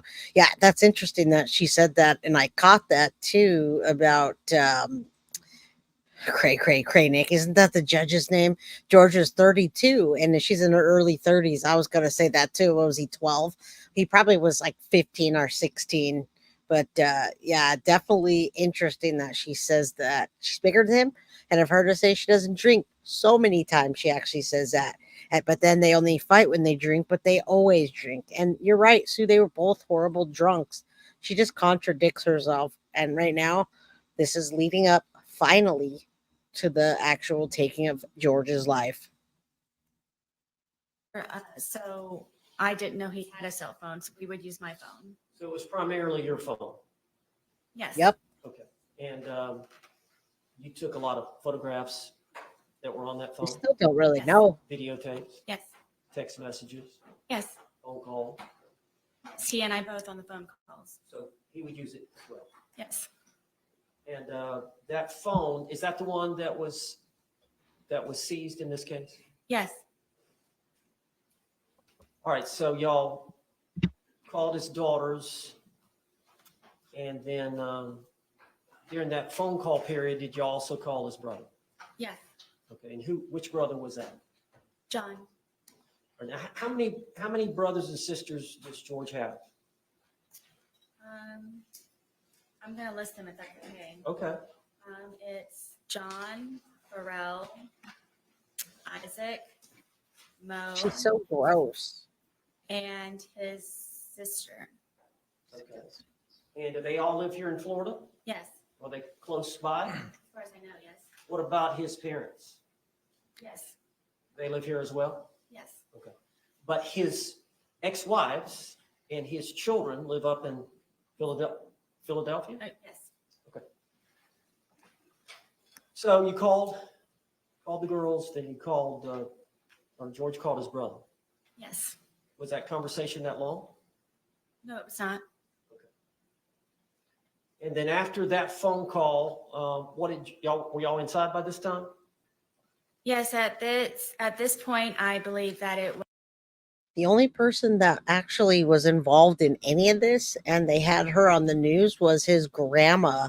I think the grandma raised him because I haven't seen any of his children in the media or at the trial. I don't know for sure. Someone can correct me because I haven't been watching every second of the trial, but throughout this whole 5 years, I haven't really seen anyone that backed him up. I haven't seen family doing any of that. But rest in peace, George. We hope that she gets what she deserves. I hope that we get justice for George. Microwave Cheese, thank you so much. I'm still trying to figure out what George saw in her. She has no attractive qualities. And she seems like a gaslighting lady. Like she just walks in the room and gaslights every person she talks to. Thank you so much. I appreciate the $20 super chat. You're amazing, Microwave Cheese. I love you. I don't know what anybody. She looks like a Saint Bernard. Was a good time to get a change of scenery. So I thought George would be better off inside, and frankly, I didn't want to be outside any longer either. Okay. Come in, So honey. just to get an idea, about this time is when he went to get the second bottle, or did y'all stay inside for a while before he left? No, from what I recall, I thought the day was over and it was going to be get ready for the evening, for the day. What do you want for dinner? Do you have an extra load of laundry that you need to throw in? kind of thing. And that was my understanding. And This was about 5-ish or something? I don't remember the time. Okay. At some point timeline. during that time period, did George go to Publix again? Yes, I thought he was going to be walking to the convenience store, but apparently when he returned, he had gone across the street with my car and my debit card to buy another bottle of wine. What was your understanding of where he was going? To the convenience store, walking, For what? cigarettes. And you learned obviously that he came back and you learned that he'd used your vehicle Yes, and he'd used your debit card yes, and he'd brought back a bottle of wine from Publix. right, And you saw the Publix video of that. yes. So he comes back with the other bottle of wine, and did he want you to drink with him? It was expected, yes. Yes. And you agreed to consume the was second expected. bottle with him. Yes. So over the course of that evening, drinking the wine, what did y'all do for time-wise? Watch a movie, music, just kind of tell the jury what you remember. I know it's obviously been a while, but Or finally leading up to when that happened, y'all. And he made her drink. She didn't want to drink. She didn't want to drink that mega sized wine, but he made her drink. And then this got out of control. And she said, for all the things you did to me, George, it was his fault. It was kind of a regular thing where I would always try to come up with Right? entertaining activities for George. And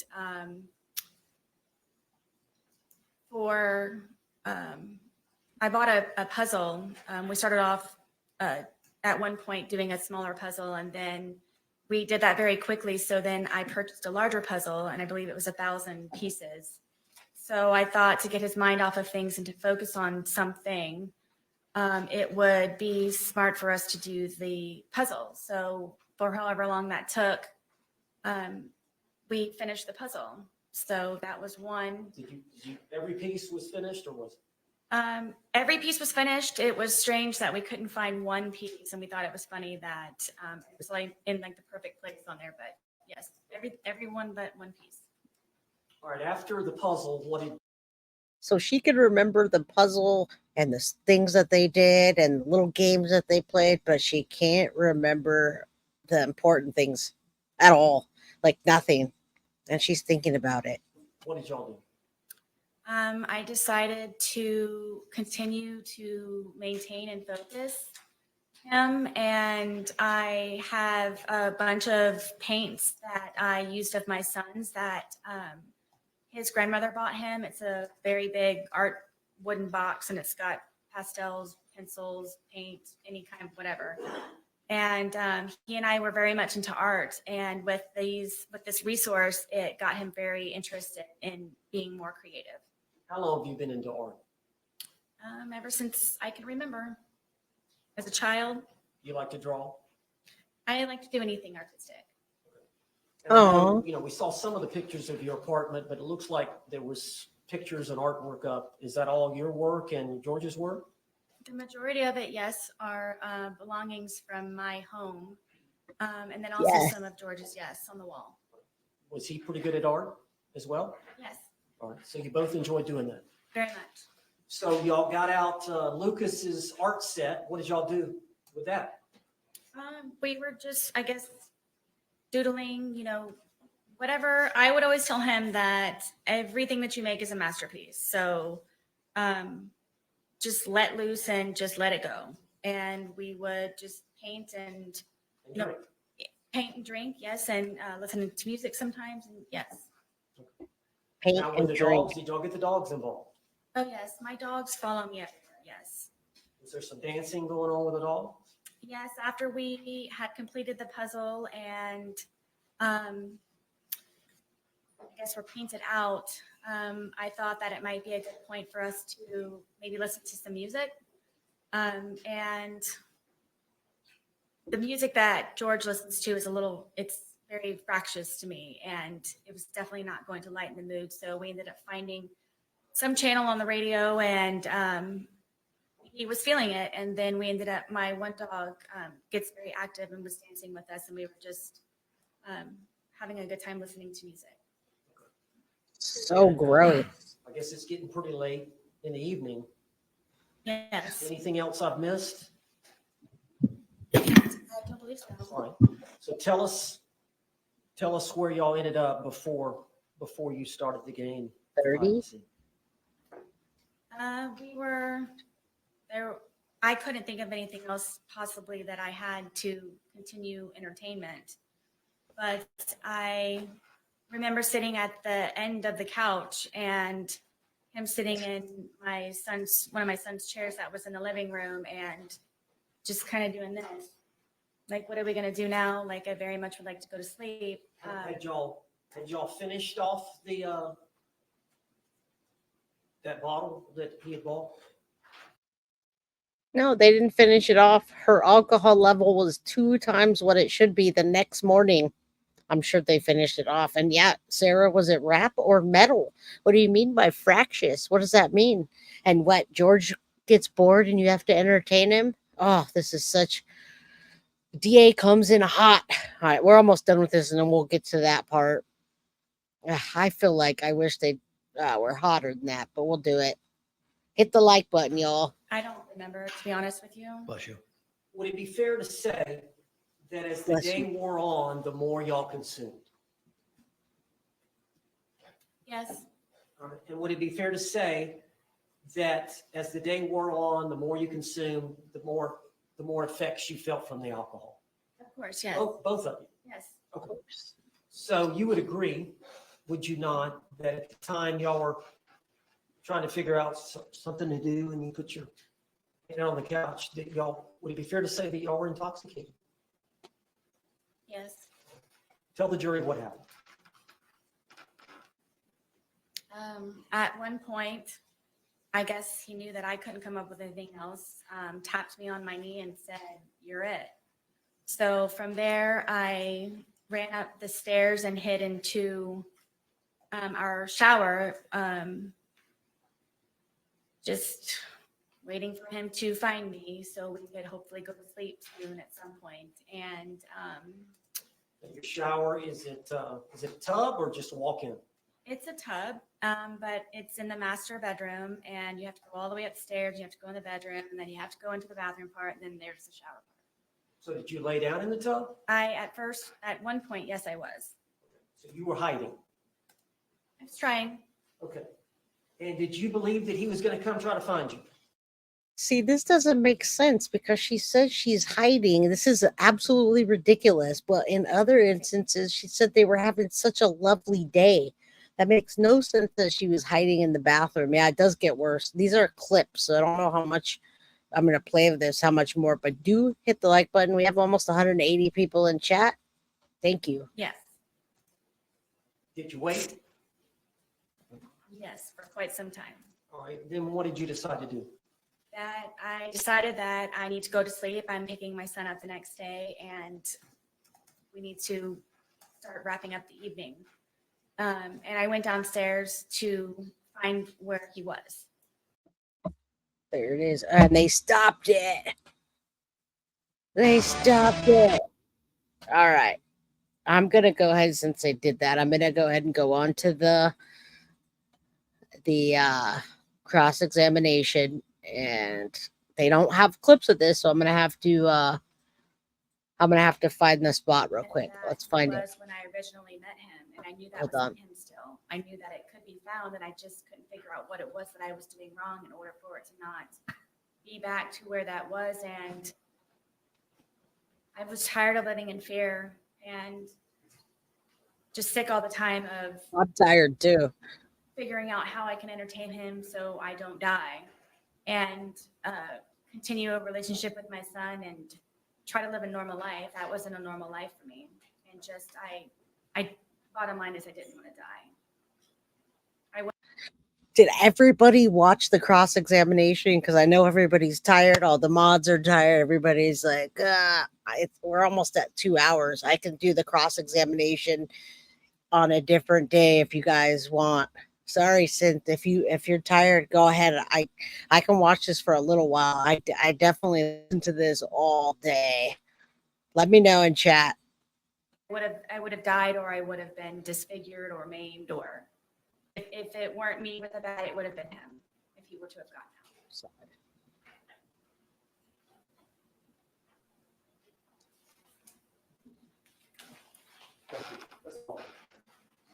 All right. Any cross-examination? Here it is, y'all. Hit that like button. It's cross-examination. If you guys need to go, thank you, Bree, for being here. I love your picture with the witch on it. It's awesome. All right, let's listen to Cross.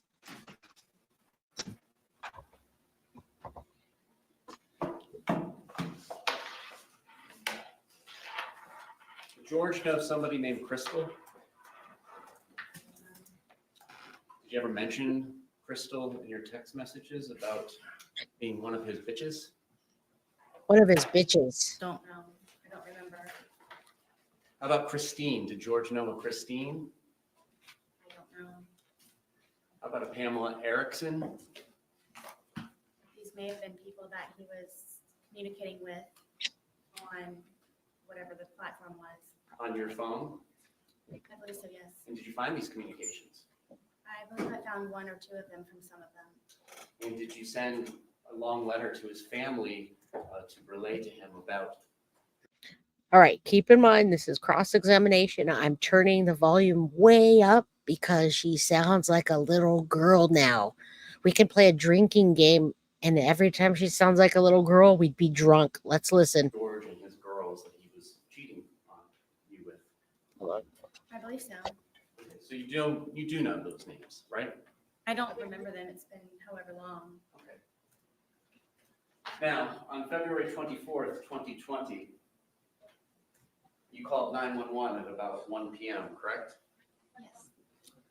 And at that point, you were still feeling a little intoxicated, were you not? It was more shock, but yes. So you agree that you previously stated, I was still, I believe, intoxicated to a degree? To a degree, yes. So 1 p.m., it's about 14 hours after 11 p.m. the night before, correct? I'm guessing so.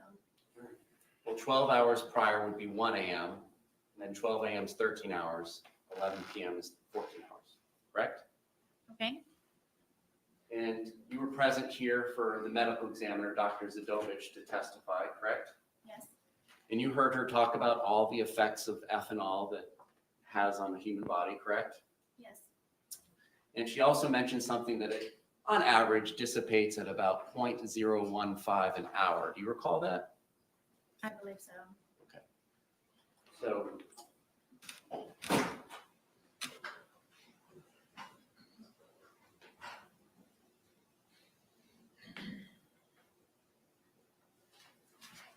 would it be fair to say that if you're still feeling the effects of the alcohol at 1 p.m., so that's 14 hours, 0.015, you were at approximately about a 0.21 at 11 p.m. the night before. Do you feel like you were 2.5 times the legal limit at that time? I don't know how you came to that number. Judge, I'm going to object. Approach.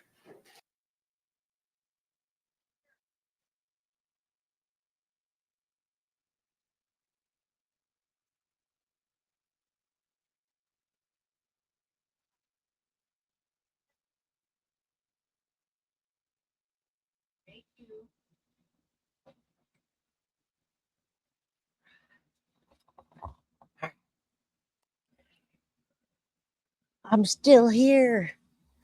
All right. Sorry about that. I want her to speak up. I had to go check on Reese, everybody, so I hope you're still here.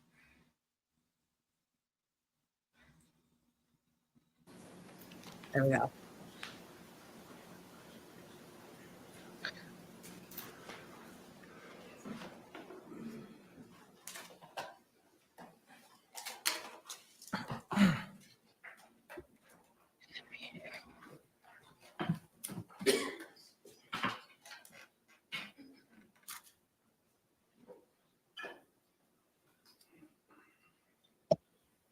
She's looking at the jury.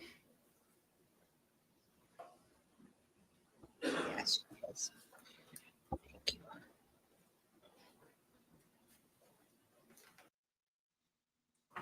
Okay. But you did not tell us earlier today that he had been angry throughout the day. Yes.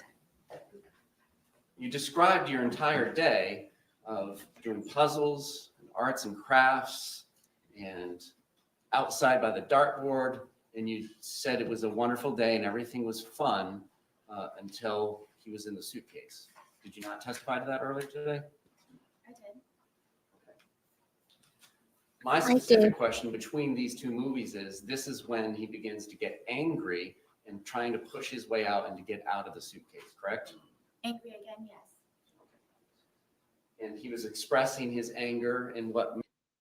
She never said that. She never said that. And I didn't know she was, I don't know what she did for a living. I think she drank most of the day, lived off of child support, and who knows what else. But if anyone knows exactly what she did for a living, let me know. Now they're here, not in court. She doesn't know how to look at clown. All right. Cross-examination. They're calling her out. Manner. How did he say this? At which point throughout the day? Ma'am, you know very well that I'm talking about between these movies. Please answer my question. Between these two movies, how did he express his anger with you? Ma'am? He told me that I was going to fucking die. Okay. Now this is happening after he's already told you several times he cannot breathe in the suitcase, correct? Correct. And he's been in there for whatever brief amount of time it took you to zip him up, and the laughter stops, and then you go over and begin to film, correct? And you're filming, your purpose of filming is to kind of teach him a lesson. This is your chance to say something to him when he can't say anything back to you, correct? No, Then correct me. there was no lesson to be learned. It was just I wanted him to try to understand how I felt, so maybe he could. That sounds like a lesson. A better person the next day. Huh? You wanted him to understand how you felt in the past, and that's not teaching a lesson? Right? I just wanted him to understand. All right, and so immediately prior to zipping him up and putting him into the movie, you had been upstairs, correct? I'm sorry. Immediately before coming down and zipping him up and then filming the first of the two movies, you had been upstairs in the shower, correct? Yes.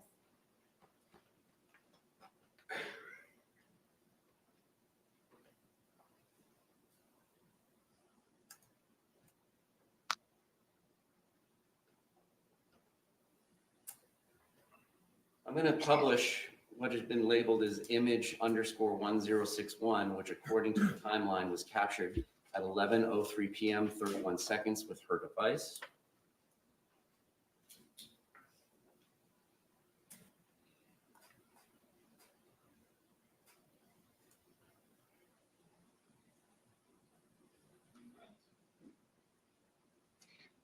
She acts like she didn't do anything wrong. She wasn't teaching him a lesson. Nothing was happening. Nothing to see All right. here. Does this appear to be the suitcase that's in question in the two movies that are filmed at 11:12 and 11:23 p.m.?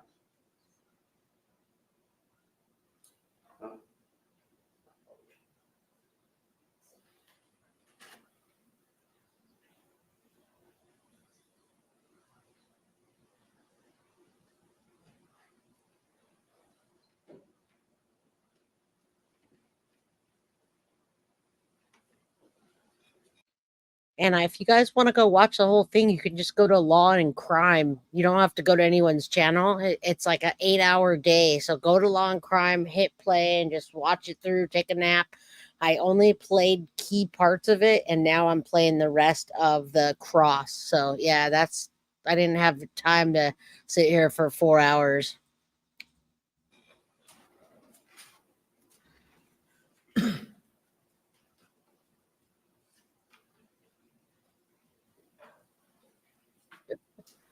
This is image 1061 taken at 11:03 p.m. 31 seconds. Does this appear to be the blue suitcase? that's in the two videos that were captured at 11:12 and 11:23 p.m.? Correct.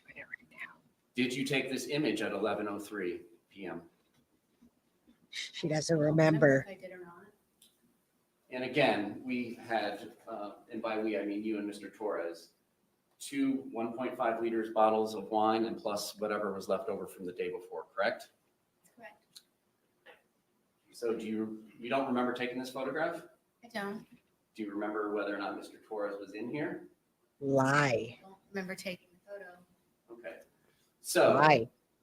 what is your memory of what happens between 11:03 p.m. and 31 seconds when that image is captured, and then when the movie starts at 11:12:45? What do you remember? I don't. Do you remember anything from that night? I do. You told the police on February 25th, 2020, when they first showed you the video, that you didn't remember. taking Yes. that. Remember that? I do. And your testimony is you do remember taking that video, I do. but you don't remember taking that photograph 9 minutes prior. Correct. Is there something, did you have more to drink in those 9 minutes? I did not.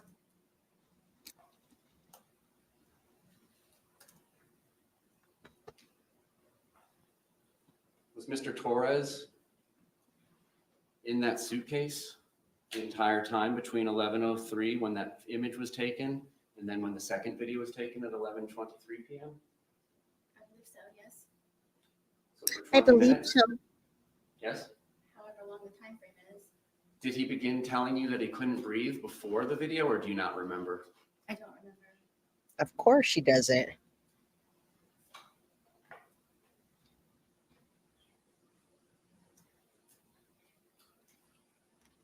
Now, you testified moments ago that your two neighbors must have misremembered which night the loud noise was, correct? Yes. And now you're telling us that you don't remember taking the photograph at 11:03 p.m., correct? Correct. Did the Wow. police come out to your townhouse on Sunday, February 23rd, 2020? Yes. I'm talking about Sunday. This is the Sunday fun day when we're going to Publix twice. Were the police out at your residence? I said doing that. It was the day after, Monday, the 24th, correct? Yes. And that Monday morning, you called 911, well, Monday afternoon at about 1 p.m., correct? Yes. And between Uh-oh. that time frame, you were the only person in your apartment plus Mr. Torres in the suitcase, correct? Yes. So if anything had been disturbed in your apartment, you had all the time that you wanted to undisturb them before calling 911, correct? If I wanted to. Okay. And you still, your testimony is there was no loud boom that shook the walls of your townhouse at about 11 p.m. the night of February 23rd, 2020, correct? Correct. To the best of your memory, correct? Correct. No memory. She doesn't have a good memory.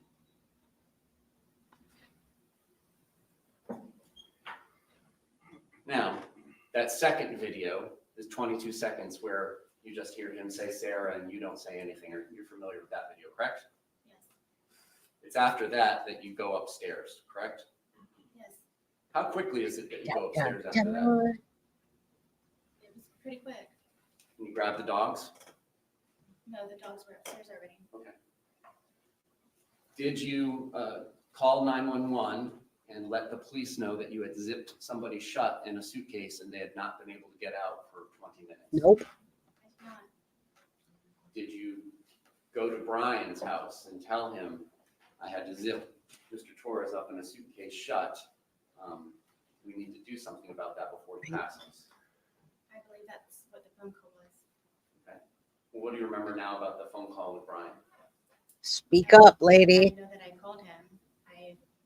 I don't know specifically what it was about.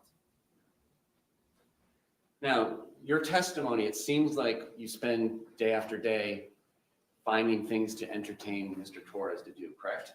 Yes. Almost like having a child. You have your own child, correct? I do. What you described sounded like having a small child. Would you agree? That's your interpretation. Well, you take him from doing arts and crafts to doing puzzles, so on and so forth, correct? When he's been drinking, yes. Which is all the time when you're drinking too. And Mr. Torres was notorious for doing some of these things, correct? What do you mean? Well, you described Mr. Torres as being notoriously known. This part's funny, y'all. Listen up, because it's hard to hear her now that she's not so confident with her lawyer narrating this for her. She talks real low. The prosecutor is going to ask her what she's notorious for, since everybody's notorious for something. What are you notorious for? And she doesn't know how to answer. Known for doing things. You described your ex-husband, Brian Boone, notorious for doing things like nagging and calling all the time. You remember your testimony calling people notorious for doing things? What would you say people would say you're notorious for? I don't know.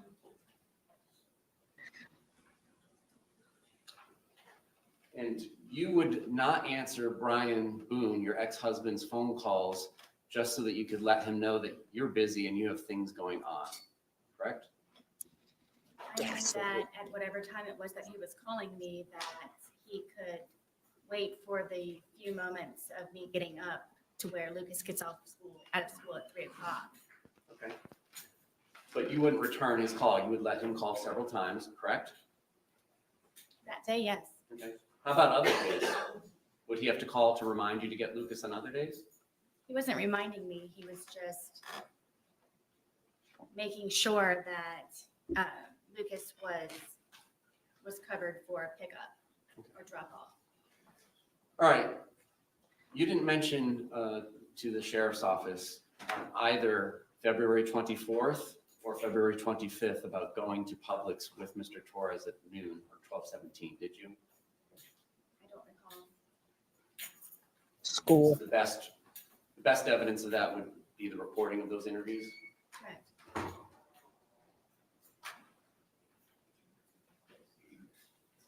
I think Did you she's not getting remember tired. going to Publix with Mr. Torres that day? At what point? At any point? No, I didn't.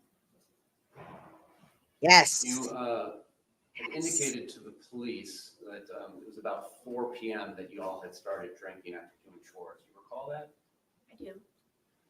And your testimony today was that it was really more after you guys went to Publix at about 12:17 p.m., correct? Yes. And you did not tell the truth to the police, correct? I'm sorry. You did not tell the truth to the police about that, correct? I did not. And when they were asking you about Mr. Torres's injuries, you told them that you had nothing to do with it, correct? Yes. And that was not the truth. Correct. Correct. I lied.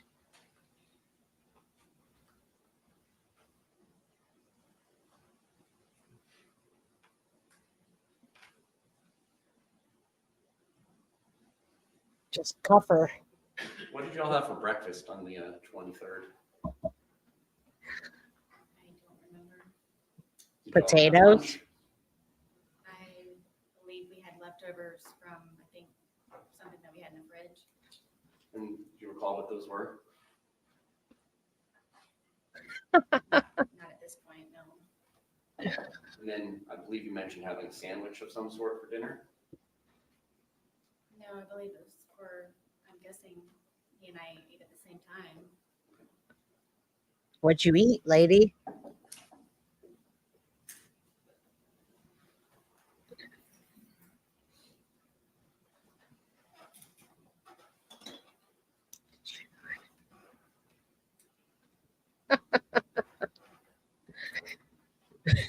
And Then I got at one high. point, Mr. Torres called his brother Juan, correct? And do you admit that you were yelling in the background, telling Mr. Torres to tell his brother that he had been choking you? I don't know if I was yelling. I know that he could hear me through the phone. So how long had that been going on that day? When did you start getting on Mr. Torres about choking you in the past? He and I had conversations about it because he didn't remember doing it to me. And What? the next day and the day of. Is it fair to say that there are just points in time where you don't remember what you do either, correct? Are you talking about almost 5 years ago? I'm talking about from drinking. Is it fair to say that you don't often remember things that you did while you were drinking? I would not say often. Okay. In the course of your relationship with Mr. Torres, are there things you don't remember happening that happened the night before between you and him? I can't say that at this point. Of course you can't. But you said that you don't remember taking that photograph at 11:03 p.m. on February 23rd, correct? Yes.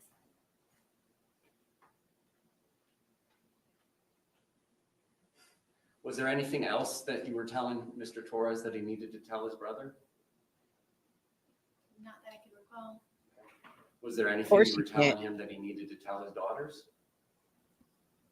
Not that I could recall.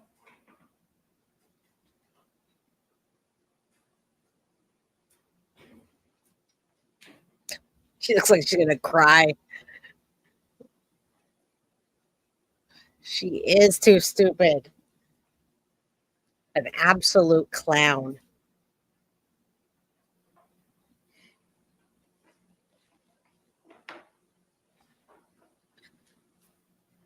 Now, you indicated that Mr. Torres would use your phone to look at pornography.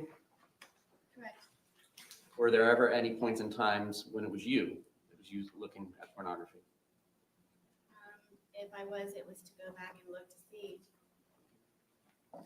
To see what, lady?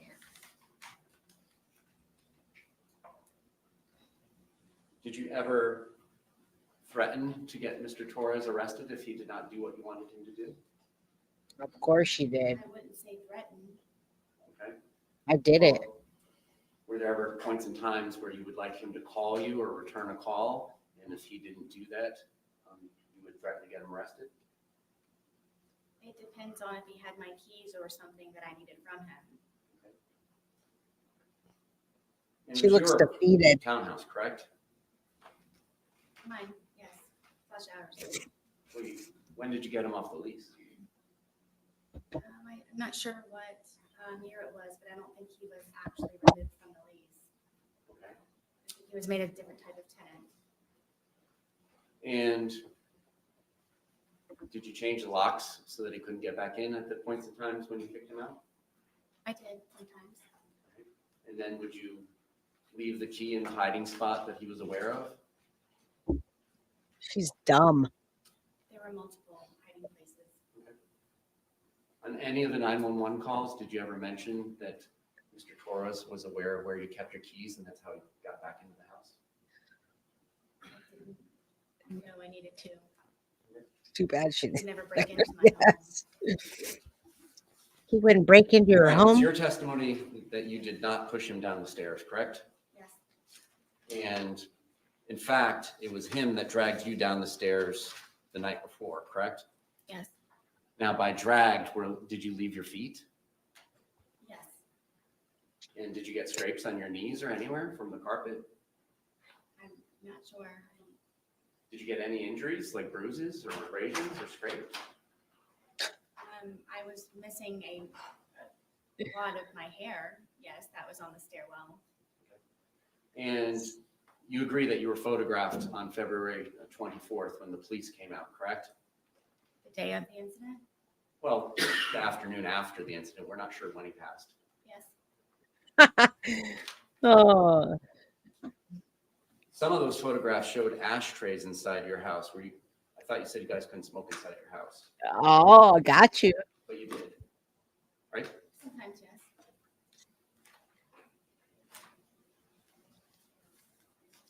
And you agree you would go to the hospital and tell them things that were not true, correct?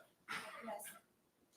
There were times where you would go to the hospital and leave without getting treatment, correct? Yes. And is it fair to say What? that you often had alcohol in your system when you were going to the hospital, correct? Sometimes.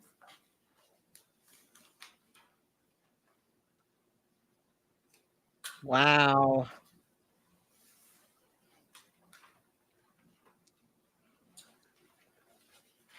All right, so just to summarize the day to make sure we understand it. You all wake up sometime in the morning, but it's an unknown time, correct? No timeline.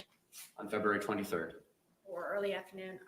Yes, I had a problem with the detectives and them having me guesstimate times. Okay. Are you the kind of person like most of us that uses your phone when you wake up? So the first activity on your phone may have nothing to do with when you woke up. Is that fair for you? Yes, other than looking at the time possibly. Okay.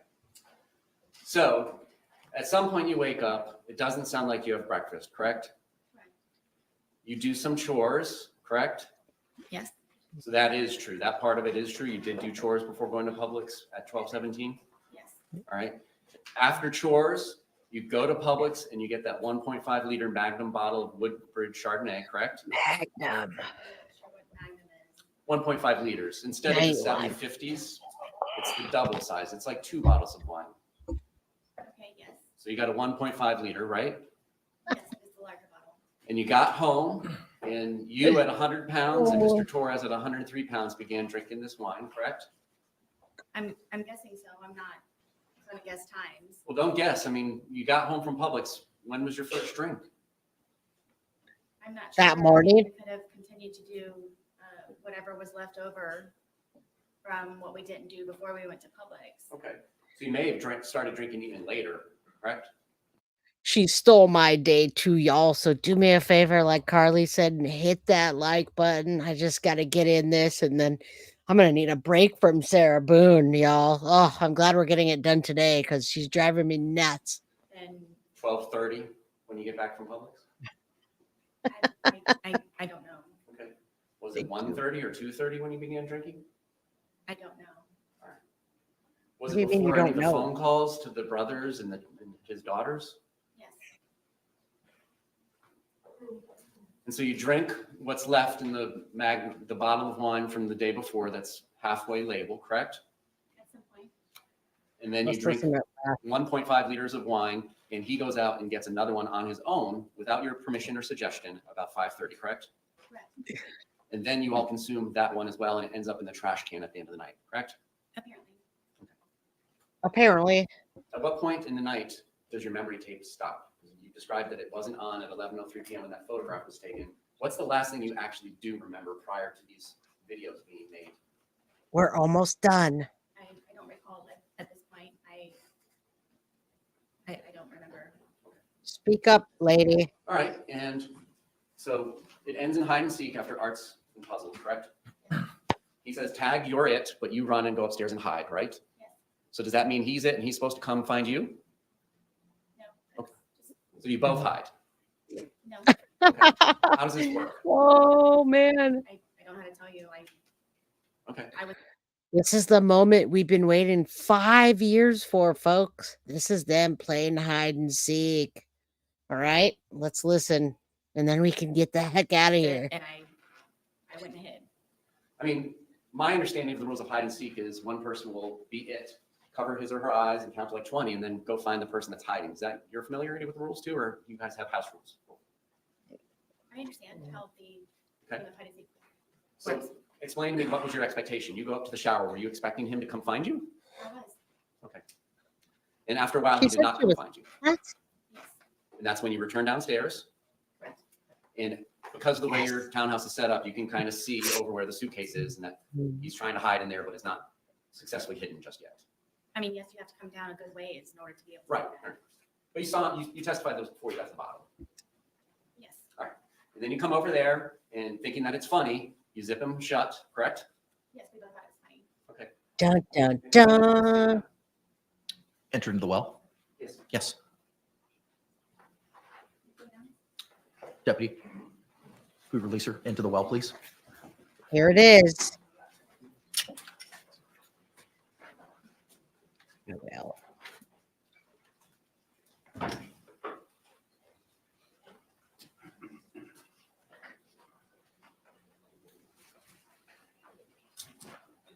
Here it is, y'all.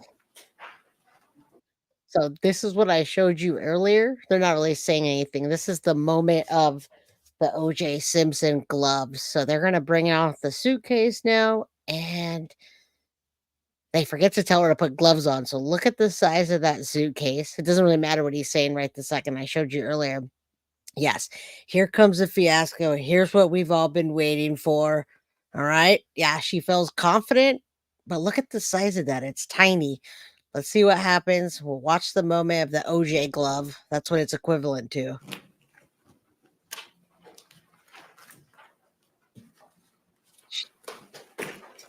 All right.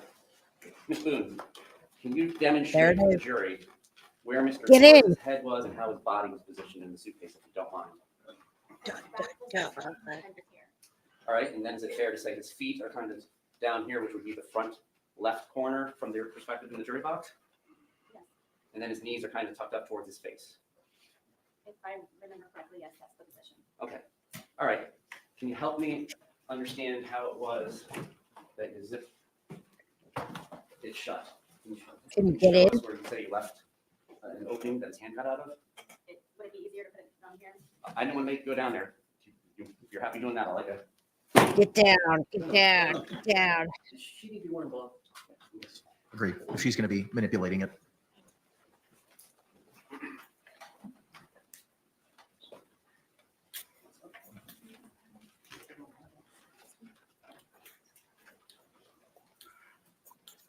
Bend over.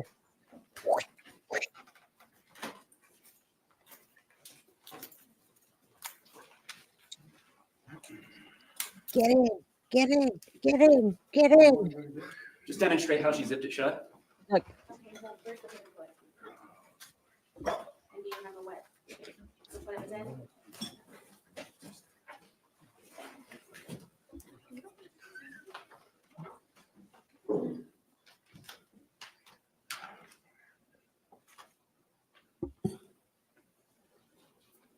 This side.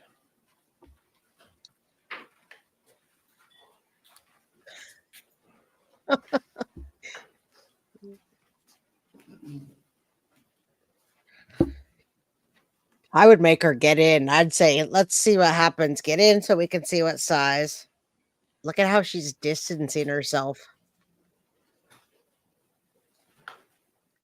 Look at her body language. She's definitely distancing herself from it. Like she doesn't know how to act around a suitcase, y'all. When we pulled the suitcase out earlier, the paper clip was not attached. So now the prosecutor's attached the paper clip. We don't know if that's the way it was attached. We don't know if that's the proper way that it was attached, but he's asking her now to pull. Is there an objection? Yeah. Yes? Approach. Oh, man. This is ridiculous, y'all. All right. I'm going to go a little forward because I'm getting tired. But you remember. No, hold on. Hold on. What happened? Come on. I can't get it. All right. She didn't really do anything. Get back on the stand. She didn't get in the thing. She distanced herself. That's it.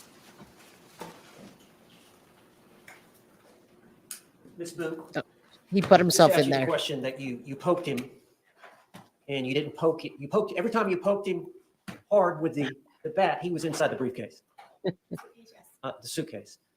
But you remember when he put his hand out, did you not hit him in the hand outside the suitcase? Yes. Okay. So that was the only time the bat touched Mr. Torres's body outside the suitcase. Yes. Was when you hit him with a hand. But all the other injuries were with you poking him pretty hard. I mean, you bruised your hand, correct? Doing that. Thank you. That's all. Mic drop. Ma'am, you can return to counsel's table. Oh, we're done. Oh my God, that was the worst. I hate Sarah Boone. Justice for George. I love you guys. Thank you guys for being here for 2 hours and 33 minutes. Thank you for the super chats, super stickers, likes, subscribes, all that. Please do share if you like the way I present true crime and you like style, class, and a little bit of humor. we know when to bring the humor in. You know why? Because certain cases can have humor, others can't. So I love you all. Thank you for being here. Love you, Wendy, Marilyn, Carrie, Lucky, Faith and Repentance, Rosie. I have a special one for you all tomorrow to break up the monotony of another trial day for Sarah Boone. So I'll have something really interesting for you, and we'll have a good time. All right. I love you. I'll see you tomorrow. Guilty of crime. I want to thank you for watching. If you enjoyed my content, please share this video, like, and subscribe. You can also follow me over at Facebook, Instagram, TikTok, X, or Gmail. If you'd like to donate to my channel, you can use Cash App or Venmo or PayPal. Thank you very much in advance. Guilty of crime. Are you guilty?